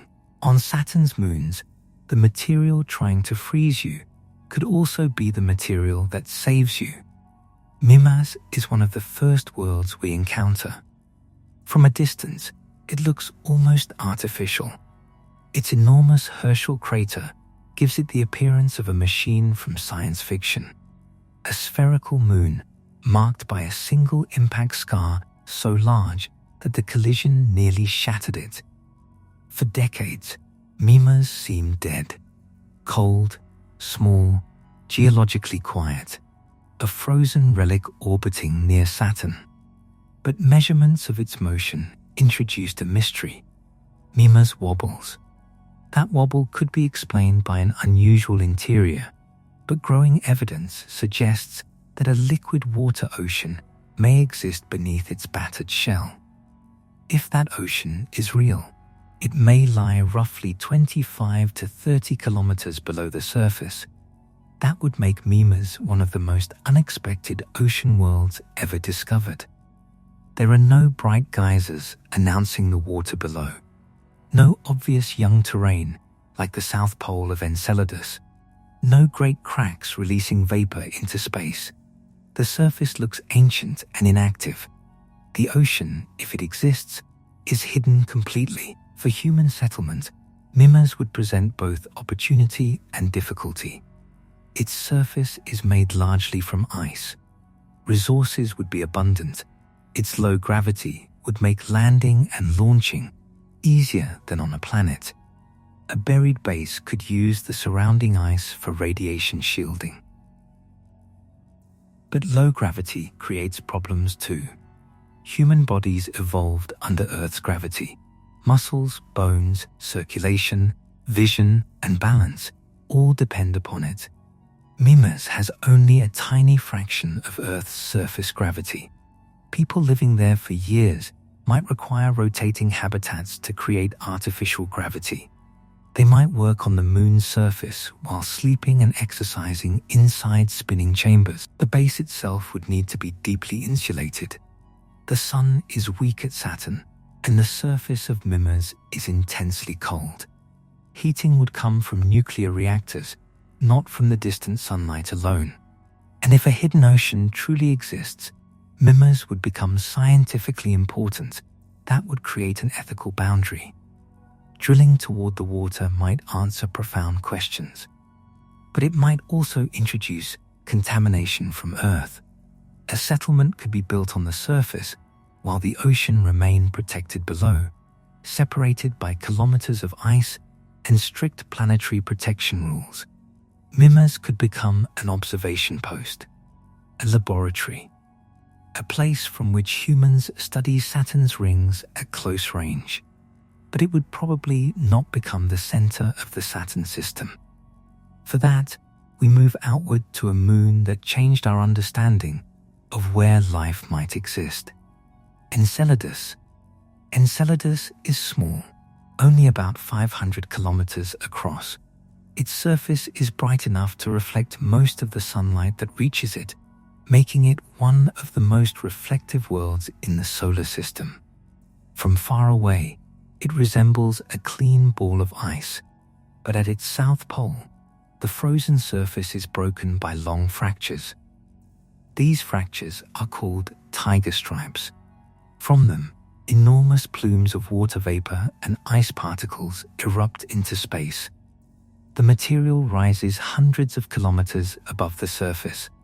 Some falls back like snow, some escapes the moon entirely. Over time, the escaping particles spread around Saturn, creating the broad and faint E-ring. Enceladus is continuously feeding a ring around its planet, a moon creating part of Saturn's ring system from an ocean hidden inside itself. This is one of the most extraordinary processes ever observed.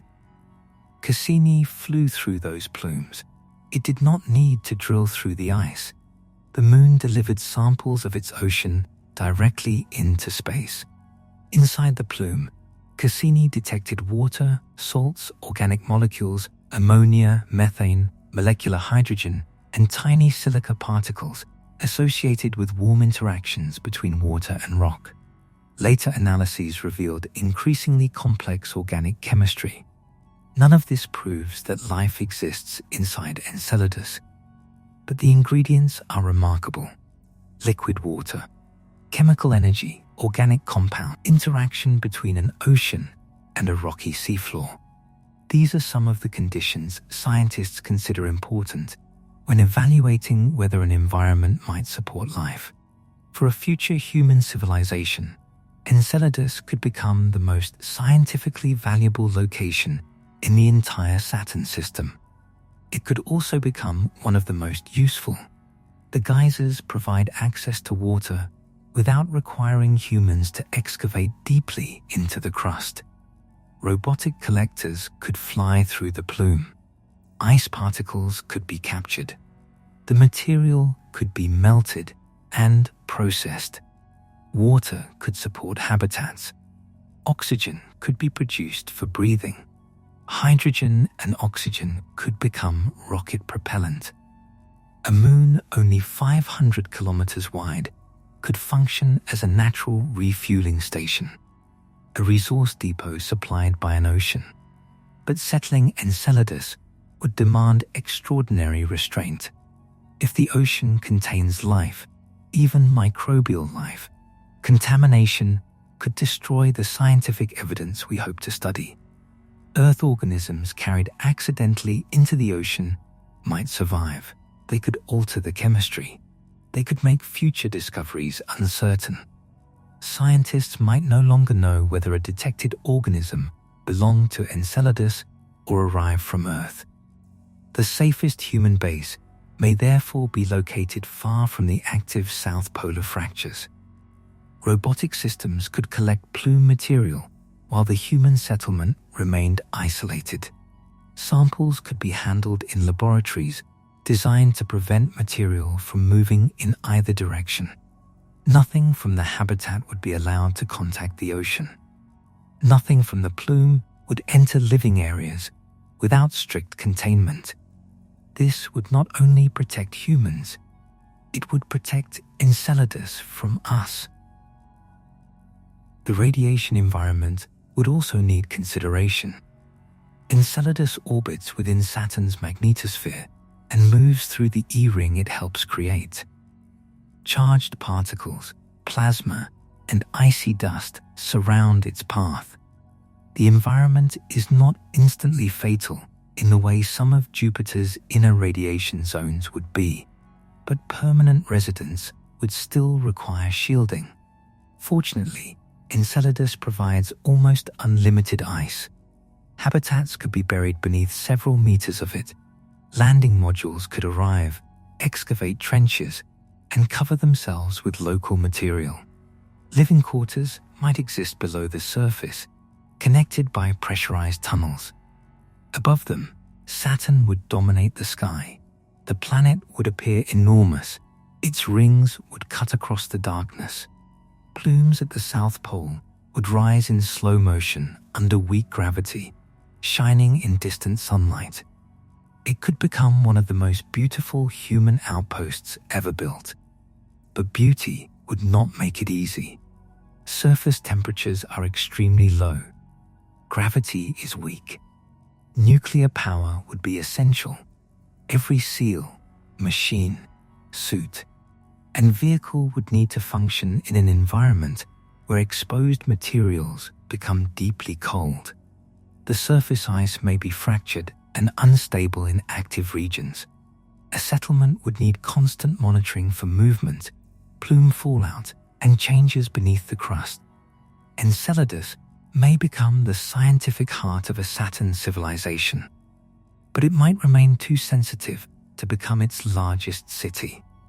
Farther outward lie Tethys, Dione, and Rhea. These moons receive less attention from the public because they lack Titan's atmosphere and Enceladus's spectacular geysers. But for long-term survival, quiet worlds may be valuable. Tethys is an ice-rich moon marked by an enormous crater called Odysseus and a vast valley system stretching across much of its surface. Its density suggests that it contains a very high proportion of water ice. To a future civilization, that ice would be useful. But Tethys has extremely low gravity and little sign of current geological activity. It may become a mining station, a navigation hub, or a robotic industrial site rather than a major human settlement. Dione is more complex. Its surface contains bright fractures and long cliffs created by past tectonic activity. Measurements suggest it may hide a deep subsurface ocean. If so, Dione joins the growing family of worlds that appear frozen outside but may remain active within. A settlement there could access water ice and operate in a somewhat quieter environment than the moons closer to Saturn. But again, the possibility of an ocean would create ethical limits. The more potentially habitable a moon becomes, the more carefully humans must treat it. Then comes Rhea. Rhea is Saturn's second largest moon after Titan. Its surface is old, bright, cratered, and intensely cold. Temperatures can fall toward roughly minus 220 degrees Celsius in the darkest and coldest conditions. At first, it appears like another frozen, airless body. But Cassini detected a very thin exosphere containing oxygen and carbon dioxide. This is not an atmosphere humans could breathe. Calling it air would be misleading. Its density is trillions of times lower than the atmosphere at Earth's surface. A person standing on Rhea would still require a fully pressurized suit. But the oxygen reveals active chemistry. Charged particles from Saturn's magnetic environment strike the icy surface and break water molecules apart. Some oxygen is released into the space surrounding the moon. The exosphere is almost nothing by human standards. Scientifically, it is a clue. It shows that radiation, ice, and chemistry are interacting continuously. Rhea may also contain a complicated interior, though evidence for a present ocean remains uncertain. For settlers, its greatest advantages may be simpler. It is large enough to offer substantial resources, It is far enough from Saturn to avoid some of the harsher conditions experienced by the inner moons. Its surface provides stable terrain. Its ice could become water, oxygen, shielding, and fuel. Its old craters could offer natural locations for construction. A habitat could be built against a crater wall, where machinery excavates into the ice and covers pressurized modules beneath thick layers of local material. Rhea could become an industrial moon, not because it is comfortable, but because it is predictable. Factories could process ice. Shipyards could assemble vehicles in low gravity. Storage depots could hold water and propellant. Materials collected from smaller moons could be transported there. Habitats could use rotating sections to provide artificial gravity, while the low-gravity surface allowed heavy structures to be moved more easily. Rhea would not possess the scientific sensitivity of Enceladus or the atmospheric complexity of Titan. That might make it easier to use. Sometimes the best place for industry is not the most exciting world. It is the world where operations can continue without disturbing something unique. Then the scale changes. Beyond Rhea lies Titan. Titan is not merely another moon. It is a world. It is larger than the planet Mercury. It has mountains, dunes, rivers, clouds, rain, seas, and an atmosphere thicker than Earth's. But its rivers are not filled with water. Its rain is methane. Its seas contain liquid methane and ethane. Its mountains are made largely from water ice frozen as hard as rock. Its sky is hidden beneath orange haze. Titan is one of the closest things the outer solar system offers to an Earth-like landscape, but almost every familiar detail has been transformed by cold. The surface temperature is around minus 179 degrees Celsius. Water is frozen solid. Sunlight is weak. The atmosphere contains mostly nitrogen, with methane and complex organic compounds. Humans could not breathe it, but the dense atmosphere offers advantages found nowhere else in Saturn's system. It shields the surface from much of the radiation arriving from space. It slows incoming spacecraft, allowing parachutes and aerodynamic flight. Its surface pressure is greater than Earth's, meaning human habitats would not need to resist a near-total vacuum outside. A pressure suit on Titan would focus more on oxygen and extreme cold than on surviving a vacuum. Titan's low gravity and thick air make flight unusually easy. A person with a large enough wing structure might theoretically glide in ways impossible on Earth. Aircraft could travel between settlements, balloons could remain aloft, rotorcraft could explore enormous regions. NASA's Dragonfly mission is designed around this advantage. The nuclear-powered rotorcraft is planned to launch in 2028 and arrive at Titan in 2034. It will fly between different locations, studying organic dunes, surface chemistry, and a large impact region where liquid water may once have mixed with complex carbon-rich material.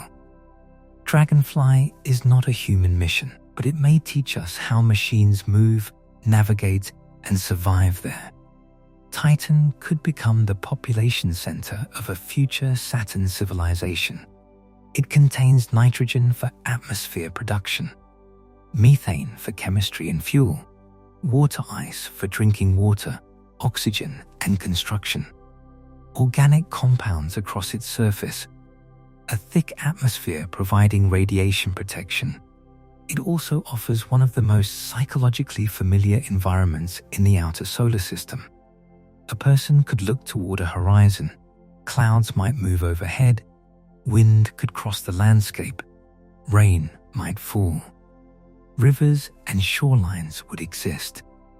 The liquids would be alien, and the cold would be severe. But Titan would feel more like a world than an exposed platform in space. Human settlements could be built beneath insulation and ice. Nuclear reactors would provide heat.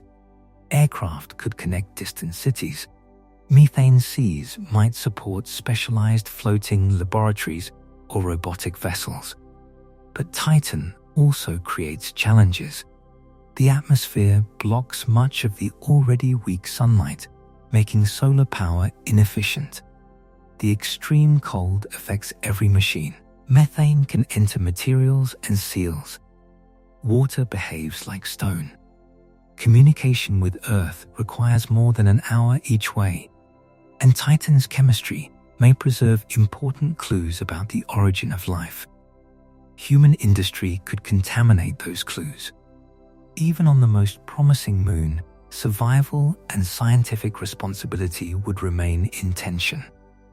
Beyond Titan are stranger worlds. Hyperion looks like a giant sponge. Its surface is covered with deep, sharp-edged craters. Its low density suggests a large amount of empty space inside. It rotates chaotically, tumbling through space without a simple, predictable day-night cycle. For science, Hyperion is fascinating. For human settlement, it is deeply impractical. Its gravity is extremely weak. Its orientation changes unpredictably. Landing and navigation would be complicated. Loose material could escape easily from its surface. A permanent base would gain little that could not be obtained more safely elsewhere. Hyperion might host robotic instruments, but probably not a city. Farther out lies Iapetus. Iapetus is one of Saturn's most mysterious moons. One side is extremely dark, the other is much brighter. From a distance, it can look like two different worlds joined together. The leading hemisphere collects dark material, some of which may originate from distant Phoebe.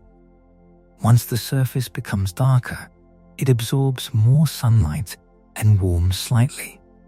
Ice migrates away, leaving the dark regions even darker while collecting in colder, brighter areas. A small temperature difference, repeated for millions of years, may have divided the appearance of an entire moon.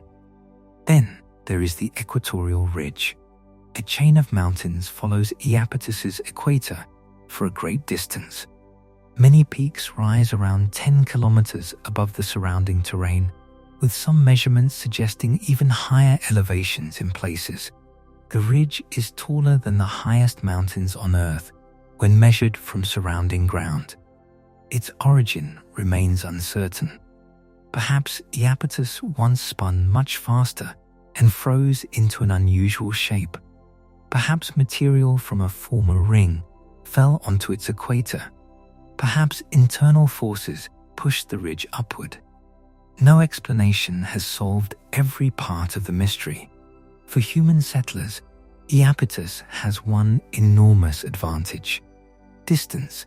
It orbits far from Saturn's strongest radiation regions and well beyond the main rings. Its environment would be quieter than those of the inner moons. A base could be built beneath ice or inside the shadow of the equatorial mountains. Its long distance from Saturn might make it a valuable observatory site. Telescopes placed on the far side could be shielded from radio noise produced by settlements closer to the planet. The dark terrain could provide useful carbon-rich material. The bright terrain would provide water ice. Iapetus might become the astronomy center of the Saturn system, a silent world of mountain observatories looking outward toward the stars. Then, much farther away, lies Phoebe. Phoebe does not move like Saturn's major regular moons. It follows a distant retrograde orbit, traveling around Saturn in the opposite direction from the planet's rotation and most of its larger moons. This suggests that Phoebe did not form in the same orderly disk as Titan, Rhea, and Enceladus. It may be a captured centaur, an ancient object related to bodies that originated in the colder outer regions of the solar system. Phoebe is dark, irregular, rich in ancient material. Its surface may contain water ice, carbon-bearing compounds, and chemicals preserved from the early solar system.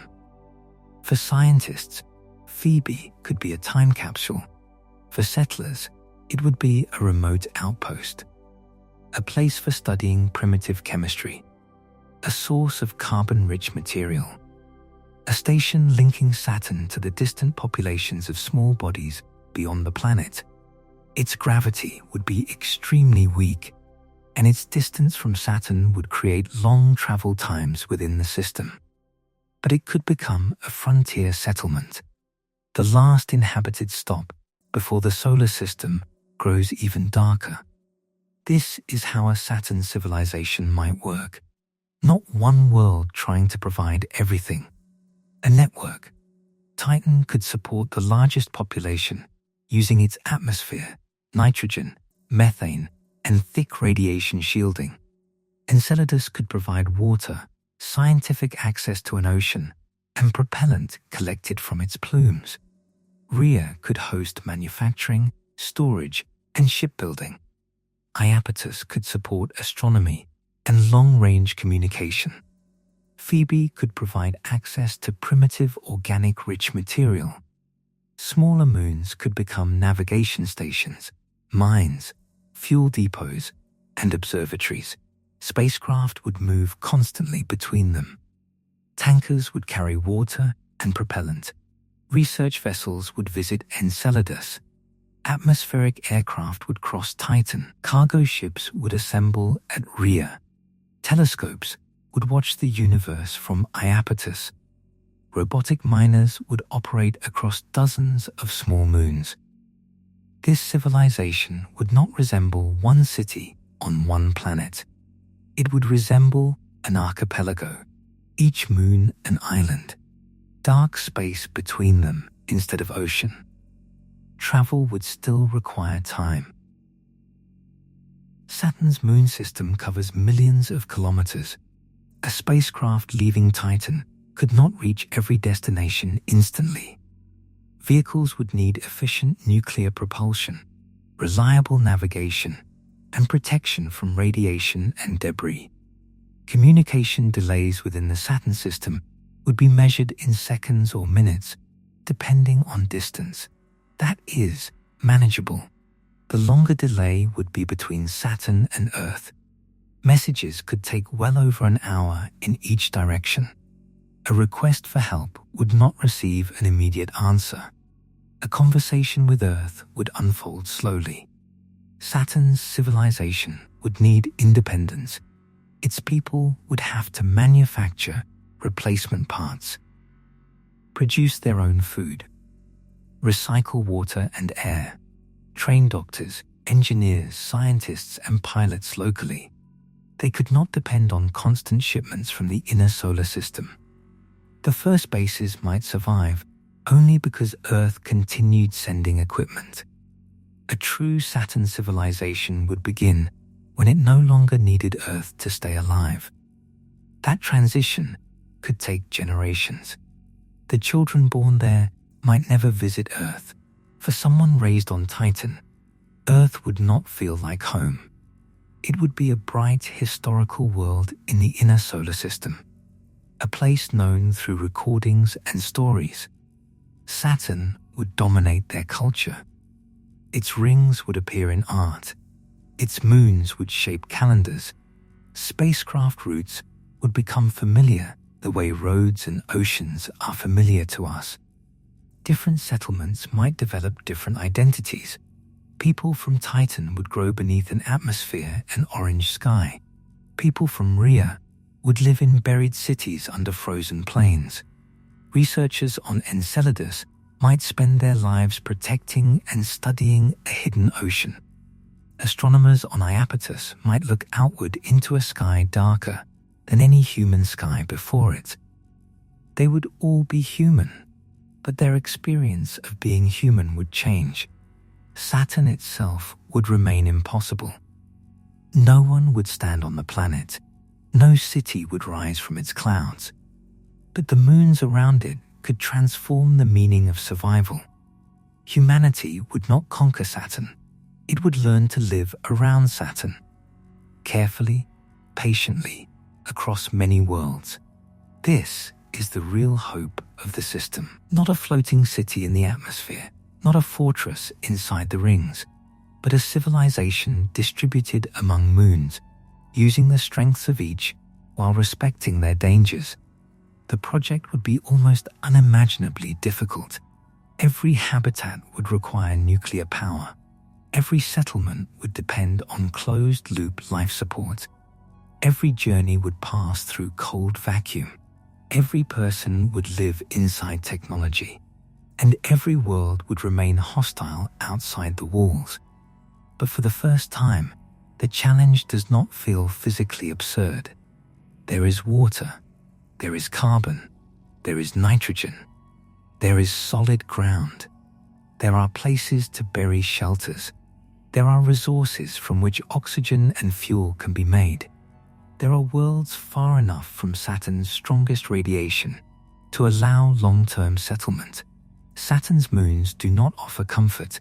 They offer possibility. And perhaps that is enough. One day, a human spacecraft may enter the Saturn system and separate into many smaller vehicles. One descends through Titan's orange haze. One travels toward the bright ice of Enceladus. One lands beside an ancient crater on Rhea. One continues outward toward the mountains of Iapetus. The crews will look back toward Saturn. From every moon, the view will be different. From Enceladus, the planet will appear enormous. From Titan, Saturn may be hidden behind atmospheric haze. From Iapetus, it will be more distant, suspended beyond the dark and bright landscape, but the rings will remain. A thin line of ice around a planet no human can touch. The center of a civilization built not upon Saturn, but around it. A civilization of frozen islands, connected by engines, sustained by ice, powered by atoms, and held together by the same curiosity that once made humans cross oceans without knowing what waited beyond the horizon. Saturn itself may never become our home, but its moons could become many homes, and together they may offer humanity something even more remarkable than one new world. An entire system in which to begin again. After descending through Saturn's atmosphere, after drifting among its rings, and after crossing the frozen worlds that orbit beyond them, we can finally answer the question honestly. Could humans actually survive on Saturn? On Saturn itself? No. Not in the way we survive on Earth. Not by landing. Not by building cities on a surface. Not by walking beneath the rings. Saturn is not a planet waiting for footprints. It has no solid ground where a spacecraft could touch down and remain. Its visible clouds are only the beginning of an atmosphere that extends thousands of kilometers downward. Beneath them, pressure rises steadily. Gas becomes dense fluid. Temperature climbs. Hydrogen is compressed into forms unlike anything familiar on Earth. A descending vehicle would never reach a normal surface. It would only travel deeper. At first, the cold would dominate. Then the pressure. Then the heat. Eventually, even the strongest structure would fail. A temporary atmospheric probe might survive. A robotic aircraft might drift through selected cloud layers. A carefully designed floating station could perhaps remain aloft for a limited scientific mission. But a true human civilization inside Saturn's atmosphere would be one of the most fragile societies imaginable. Every person would depend on a pressure vessel. Every breath would come from machinery. Every room would need heating. Every external surface would face chemical clouds, powerful winds, turbulence, and electrical storms. The habitat could never land. It could never rest. It would need to maintain altitude continuously, because below it there would be no ground to catch it. only deeper atmosphere. If power failed, the problem would not remain small. The habitat could lose heating, air circulation could stop, buoyancy could change, navigation systems could fail. The vessel might begin to descend. And once it started sinking into denser layers, recovery could become increasingly difficult. Saturn itself is therefore not a realistic home for humans. It may become a destination for machines, a place for atmospheric probes, a laboratory for studying storms, clouds, lightning, magnetic fields, and the strange physics of giant planets, but not a place where humans can live permanently. The rings do not solve the problem. They look like a solid structure from Earth, but they are made from countless independent particles orbiting Saturn. There is no broad platform on which to build, no icy continent, no ring surface that could support a habitat. A station placed directly inside the densest regions would face continual exposure to dust, ice grains, and larger fragments. Most nearby ring particles move together, but differences in orbit can still create dangerous impacts. Over days, the damage might seem minor. Over decades, it would accumulate. Radiators would be struck, windows would be scarred, sensors would be coated, mechanical systems could jam. Larger objects would create more serious collision risks. The rings could provide resources. Their ice could become drinking water. It could supply oxygen. It could become hydrogen fuel. It could be placed around habitats as radiation shielding. Robotic mining systems might one day collect ring particles and transport them to safer stations. But the rings themselves would not be a good place to build a city. The safest habitat would orbit above or below the main ring plane, close enough to study and harvest the ice, far enough to avoid living inside the moving debris field. So Saturn itself is impossible. The rings are impractical. That leaves the moons. And here, for the first time, the answer changes. Some of Saturn's moons could support human settlements. Not naturally, not without technology, not without enormous cost. But physically, yes. There is solid terrain. There is water ice. There are locations where radiation can be reduced with shielding. There are materials that could become oxygen, fuel, and drinking water. There are places where habitats could be buried beneath the surface. The moons transform Saturn from an impossible planet into a potentially habitable system. The most promising of them is Titan. Titan is not comfortable. Its surface temperature is around minus 179 degrees Celsius. Its atmosphere contains no breathable oxygen. Its lakes and seas are made from liquid methane and ethane rather than water. But compared with almost every other world in the outer solar system, Titan offers unusual advantages. Its atmosphere is thick, thicker at the surface than Earth's. That atmosphere protects the ground from much of the radiation that reaches airless moons.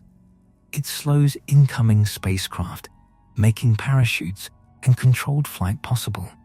It provides nitrogen, a useful element for agriculture and for creating breathable air inside habitats. Titan also contains enormous chemical resources. Methane, complex organic compounds, water ice, carbon-rich material. A future settlement could use water ice to produce oxygen and hydrogen. Methane could support industrial chemistry and perhaps fuel production. Nitrogen could become part of a human atmosphere. Habitats would still need powerful insulation. They would need nuclear energy. They would need protected entrances, heated vehicles, and machinery designed to work in extreme cold. But Titan offers something psychologically important: a landscape, a horizon, weather, clouds, rain, rivers, shorelines. A person standing in a sealed suit could look across a valley or toward a distant mountain. They could watch methane clouds move through the orange sky. They could travel using aircraft, balloons, rovers, or perhaps vessels built for the hydrocarbon seas. Titan would feel alien, but it would still feel like a world. This could make it the most practical location for a large human population in the Saturn system.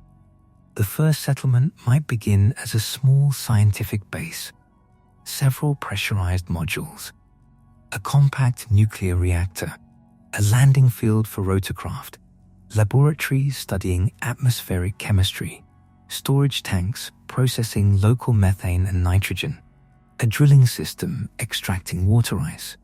At first, almost everything complex would arrive from Earth, but over time, the colony would begin using Titan's own materials. Walls could be built from processed ice and local sediment. Methane could feed chemical factories. Nitrogen could fill habitats after oxygen was added. Water could support drinking, agriculture, cooling systems, and fuel production. Eventually, Titan might support towns connected by flight routes. Aircraft could cross long distances more easily than on Earth because the atmosphere is dense and gravity is low. A rotorcraft could lift heavy scientific equipment. Balloons might remain aloft for months. Cargo vehicles could move above difficult terrain rather than crossing it. Titan could become the center of the Saturn system, but Enceladus may become its scientific heart. Enceladus has something Titan does not reveal so openly: an ocean of liquid water hidden beneath ice. At the South Pole, material from that ocean escapes through fractures and erupts into space. Water vapor, ice grains, salts, organic molecules, and other compounds rise above the moon in bright plumes. This makes Enceladus one of the most accessible ocean worlds known. A spacecraft can sample its hidden ocean without drilling through kilometers of ice. It only needs to fly through the plume. For humans, this offers two extraordinary possibilities. The first is scientific. Enceladus may contain an environment capable of supporting life. Liquid water exists. Chemical energy appears to exist. Organic material is present. The ocean interacts with rock. These conditions do not prove life is there, but they make the question impossible to ignore. The second possibility is practical. The plumes could provide water. Robotic collectors might capture ice particles as they rise from the surface. That water could be purified and separated into oxygen and hydrogen. It could support habitats and refuel spacecraft traveling throughout Saturn's system. Enceladus could become a natural fuel station, a small moon supplying a civilization through geysers connected to an underground sea. A human settlement could exist there, but probably not directly beside the most active fractures. The South Polar region may be geologically unstable. The surface is cracked. Plume material falls back as fine ice. And if the ocean contains life, human activity would create a serious risk of contamination. The responsible solution would be distance. Humans could build underground habitats in a quieter region, buried beneath ice for shielding. Sterile robotic systems would perform plume sampling. Any material returned to the settlement would pass through strict containment. The colony would need two forms of protection: protection for humans from Enceladus, and protection for Enceladus from humans. That ethical responsibility could become one of the defining challenges of future exploration. What happens if we discover life beneath the ice? Do we continue drilling? Do we build settlements nearby? Do we use the ocean as a resource? Or do we declare the moon protected? A civilization powerful enough to travel to Saturn would also need to become wise enough to restrain itself. Enceladus could contain the second known origin of life in the solar system. If that were true, its value would exceed any amount of water, fuel, or industrial material. It would answer one of humanity's oldest questions. Did life begin only once, or does it appear wherever conditions allow? A single organism from Enceladus would change biology forever. If it shared the same basic chemistry as Earth life, scientists would ask whether both worlds had exchanged material through impacts. If it were completely independent, then life would no longer seem like a unique accident. It might be a natural consequence of chemistry and time. This is why Enceladus may become the most important scientific destination in the Saturn system. Not the largest colony, not the industrial capital, but the place where humanity learns whether the universe is alive beyond Earth. Rhea is a quieter possibility. It lacks Titan's thick atmosphere and Enceladus's dramatic plumes. Its surface is old, cratered, airless, and extremely cold. It possesses only an extraordinarily thin exosphere, containing small amounts of oxygen and carbon dioxide. This is not breathable air. A human standing there would experience what is essentially a vacuum. But Rhea offers stable terrain, water ice, lower radiation exposure than some of the moons closer to Saturn, and enough space for industry. A future settlement could be buried beneath the surface. Ice would provide shielding. Nuclear reactors would provide heat and power. Factories could process local material. Shipyards could operate under low gravity, where large structures are easier to assemble and launch. Rhea might become the manufacturing center of the Saturn system. Titan could hold the largest population. Enceladus could support science and water collection.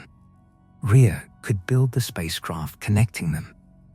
This role may seem less exciting, but civilizations depend on ordinary infrastructure: storage, repair, manufacturing, fuel processing, food production, medical facilities, transportation. The future of Saturn would not be built only by explorers looking for life. It would also be built by engineers repairing pumps, technicians producing replacement parts, farmers growing food under artificial light, and crews maintaining reactors beneath the ice. Rhea might become valuable because it is less mysterious. Its surface could be used without the same fear of contaminating a potentially living ocean, though every world would still deserve careful study. Then there is Iapetus. Iapetus may become Saturn's answer to a distant, stable frontier outpost. It orbits far beyond the main rings and many of the larger inner moons. Radiation from Saturn's magnetosphere is weaker there. The environment is quieter. The moon offers solid ground, ice, dark carbon-rich material, and extraordinary mountains along its equator. Its distance creates inconvenience. Travel to the inner system would take longer. Communication would experience greater delays. Cargo routes would need more fuel. But distance also creates protection. A settlement on Iapetus would be separated from the crowded region around the rings. It could support telescopes looking outward from Saturn. The far side of the moon could provide shielding from radio interference generated by settlements and spacecraft nearer the planet. Its dark terrain could help absorb sunlight for thermal systems. Its bright regions would provide accessible ice. Habitats could be built near the equatorial ridge, using natural topography as protection. Iapetus may never become densely populated, but it could become the observatory of the Saturn system. A place where humans look beyond the planet toward Uranus, Neptune, the Kuiper Belt, and interstellar space. Titan, Enceladus, Rhea, Iapetus, not competitors, partners, each solving a different part of the survival problem. This is the most realistic vision of humanity around Saturn. Not one self-sufficient city, a network. Titan supplies nitrogen, methane, organics, and atmospheric access. Enceladus supplies water, and perhaps the greatest scientific discovery in history. Rhea supports construction and manufacturing. Iapetus offers distance, stability, and astronomy. Phoebe and other outer moons provide primitive material from the early solar system. Smaller moons serve as navigation stations, mines, observatories, and fuel depots. The rings provide ice from a safe distance. Saturn itself becomes the center of research rather than habitation. A civilization spreads across the entire system because no single world offers everything. This network would depend upon transportation. Spacecraft would travel continuously between moons. Cargo vessels would carry ice and fuel. Passenger ships would connect settlements. Robotic vehicles would move through ring gaps and plume regions. Emergency stations would wait along major routes. Satellites would provide communication and navigation around Saturn. The distances are enormous by earthly standards, but manageable compared with the distance back to Earth. Messages between nearby moons might take seconds or minutes. Messages between Saturn and Earth would take more than an hour in each direction. A conversation with Earth would never be immediate. A question sent home might not receive an answer for several hours. During emergencies, Saturn's residents would be alone. That means independence would not be optional. A settlement that depends on instructions from Earth cannot become a true civilization. The people living there would need to make their own decisions, repair their own machines, train their own specialists, produce their own food, recycle their own water, maintain their own medical systems, manufacture parts from local material, and eventually build new habitats and spacecraft without waiting for Earth. The journey to Saturn is itself one of the greatest barriers. Robotic missions have taken many years to reach the planet because their routes are designed around available launch energy, planetary alignments, and gravitational assists. Human missions would need to be faster. A crew cannot simply spend 7 years inside a small spacecraft without creating enormous medical and psychological challenges. Radiation exposure would accumulate. Life support systems would need to operate without failure. Food and spare parts would add mass. Microgravity would weaken the body unless artificial gravity were provided. Advanced propulsion could change this. Nuclear thermal propulsion could heat hydrogen propellant using a reactor and produce greater efficiency than many conventional chemical systems. Nuclear electric propulsion could accelerate a spacecraft gradually over long periods. More advanced concepts might combine high-efficiency engines with artificial gravity habitats and heavy radiation shielding. Depending on the technology, mission design, and planetary positions, travel time might eventually be reduced from many years to only a few. A roughly 2-year journey is sometimes imagined in ambitious future architectures, but reaching that goal would require propulsion systems far beyond anything currently used for crewed planetary travel. Even 2 years would be difficult. The crew would live inside a closed world. They would see Earth shrink. They would cross the orbit of Mars, then Jupiter, then continue through darkness toward a point of golden light. Every component would need redundancy. Every person would need medical training. The spacecraft would need protection from solar storms and cosmic radiation. It might rotate to create artificial gravity. Plants could help recycle air and provide food. Water tanks might surround sleeping quarters as shielding. The journey would become a rehearsal for life around Saturn. A closed environment, limited resources, delayed communication. No quick rescue. Before humans attempt such a voyage, we will need to learn closer to home. The moon comes first. Lunar bases can teach us how to excavate shelters, use local resources, survive long nights, maintain reactors, and protect people from radiation. Mars comes next. Mars can teach us how to support settlements for years, produce fuel locally, grow food under weak sunlight, manage isolation, and survive long communication delays. Asteroids may teach us mining and low-gravity construction. The moons of Jupiter may teach us how to operate around a giant planet and manage intense radiation. Only after these lessons become routine would Saturn become a realistic human destination. The path is not Earth to Saturn in one leap.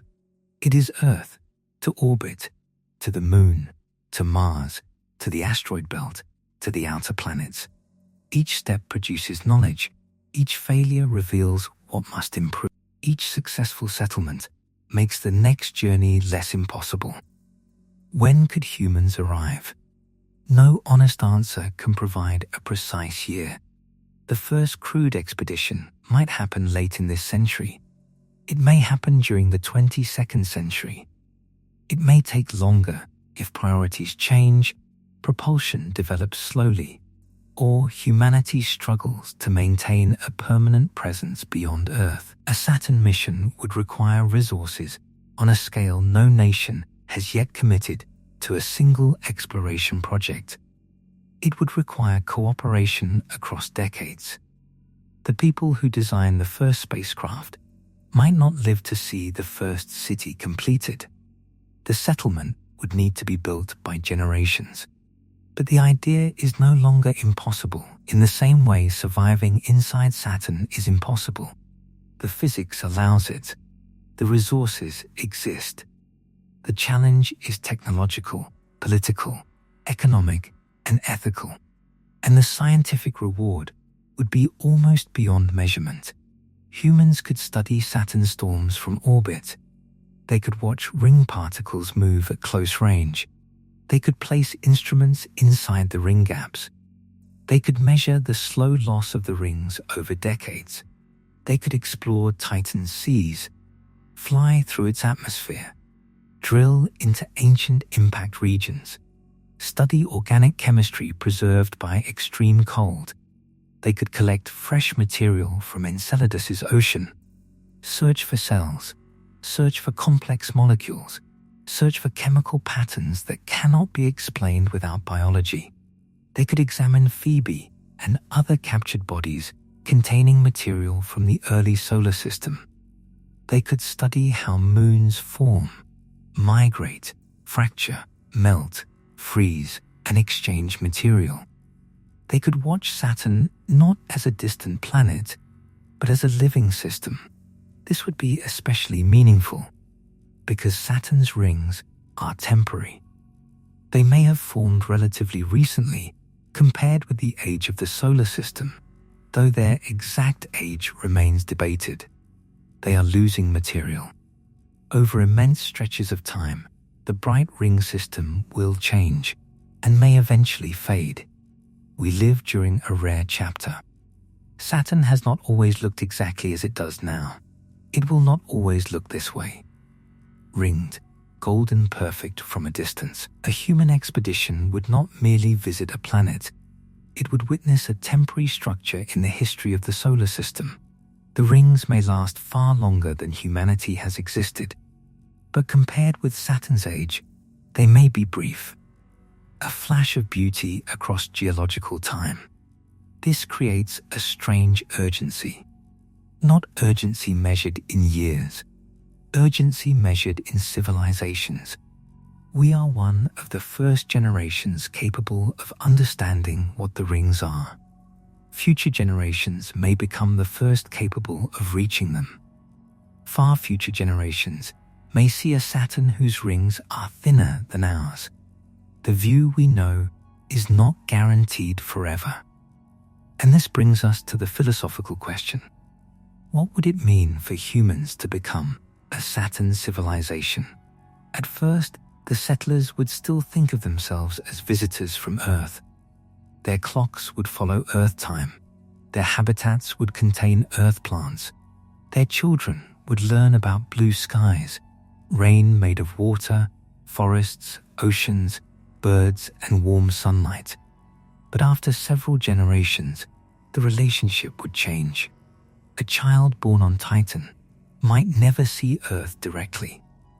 Even through a telescope, our planet would appear as a tiny point near the distant sun. For that child, Titan's orange sky would be normal. Saturn's system would be home. Methane rain would not feel like an alien phenomenon described in books. It would be weather. Low gravity would shape movement from birth. Aircraft crossing the sky would feel ordinary. The distant sun would be the sun they knew. Earth would become the ancestral world, a place of impossible oceans and open air, a world where people once walked outside without heated suits.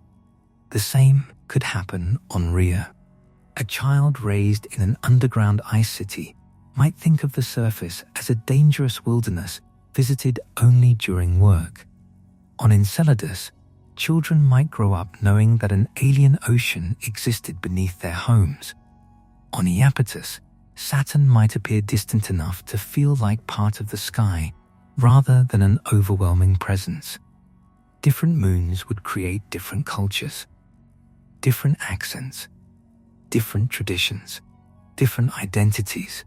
People might still call themselves human, but they might also call themselves Titanians, Rheans, residents of Enceladus, citizens of the Saturn system.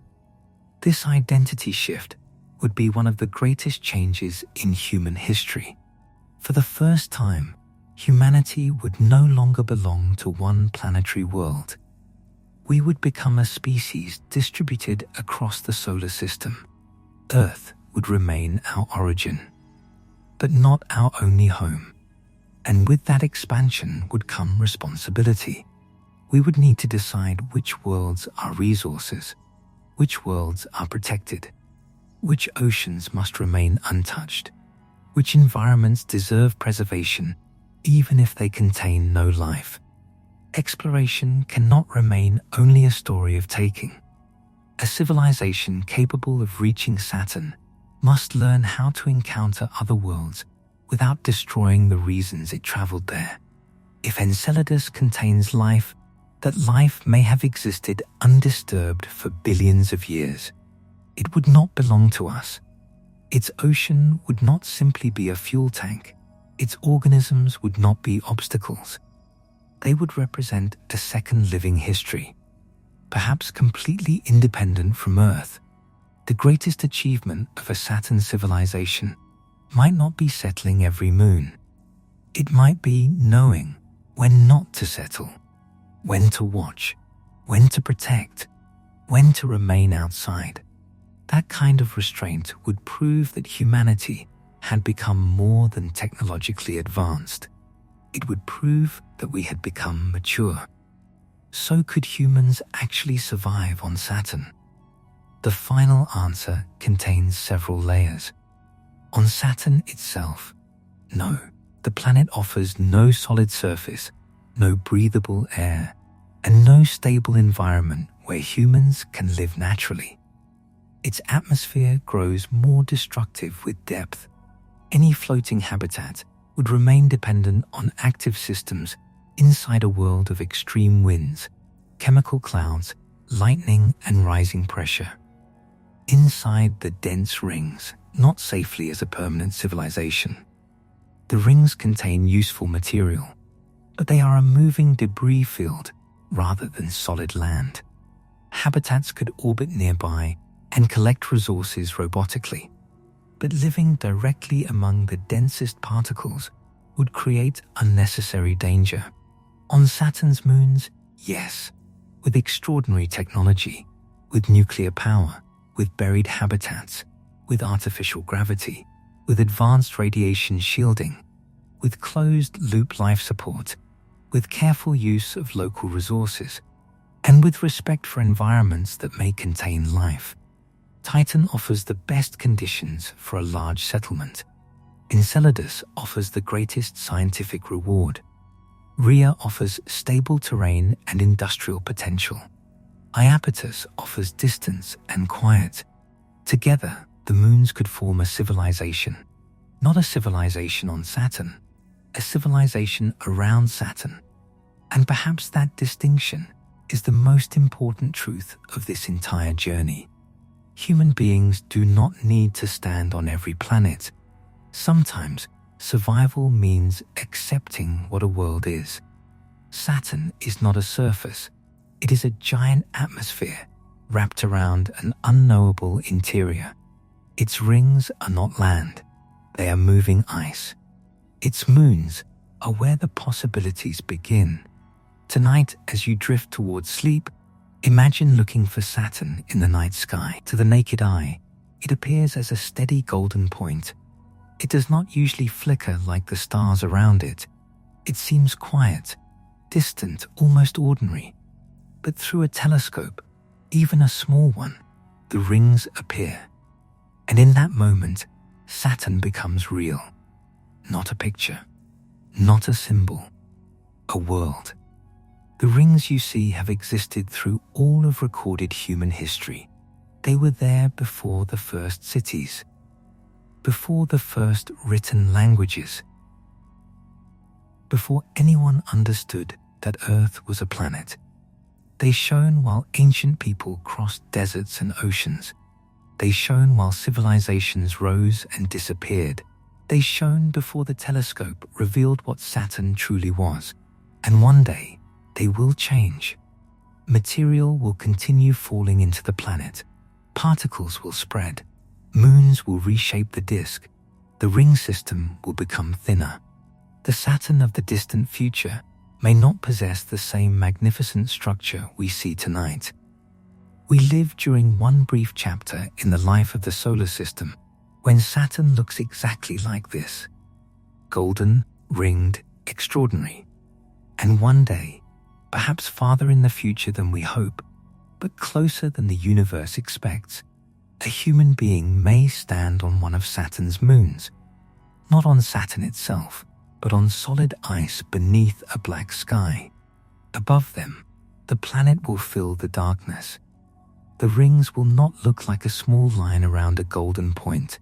They will stretch across the sky, layer upon layer of ice, bright arcs divided by shadow, a structure wider than worlds. The person looking up may have been born there. Earth may be only a story told by their grandparents. They may have never felt an open ocean breeze, never seen a bird, never stood beneath a blue sky. For them, Saturn will not be a distant wonder. It will be home. The rings will be part of every night. The moons will be cities, laboratories, minds, observatories, and memories. And perhaps that person will think of the first humans who looked at Saturn through small telescopes from Earth. People who saw the rings from more than 1 billion kilometers away. People who wondered whether anyone could ever survive there. People who knew the journey was almost impossible and imagined it anyway. The first person to see Saturn's rings from the surface of one of its moons may not be alive tonight, but the curiosity that will carry them there already is. It exists every time someone looks up, every time someone asks what lies beyond Earth, every time a machine is sent into darkness, every time humans choose wonder over fear. Saturn itself will never welcome us. The clouds will remain hostile. The depths will remain unreachable. The rings will remain too delicate and dangerous to become land. But around that impossible planet, on frozen moons beneath the most beautiful sky in the solar system, humanity may still find a way to live. not because Saturn was made for us, but because humans have always learned to survive in places that were not. And perhaps, one quiet night in the future, a child on Titan will look through the orange haze toward the distant glow of Saturn. A researcher on Enceladus will watch icy plumes rise above a hidden ocean. An engineer on Rhea will see cargo ships leaving for another moon. An astronomer on Iapetus will turn a telescope toward Earth. And across that enormous system, people will sleep beneath different skies, connected by darkness, connected by Saturn, connected by the memory of one small blue world where the journey began. Good night.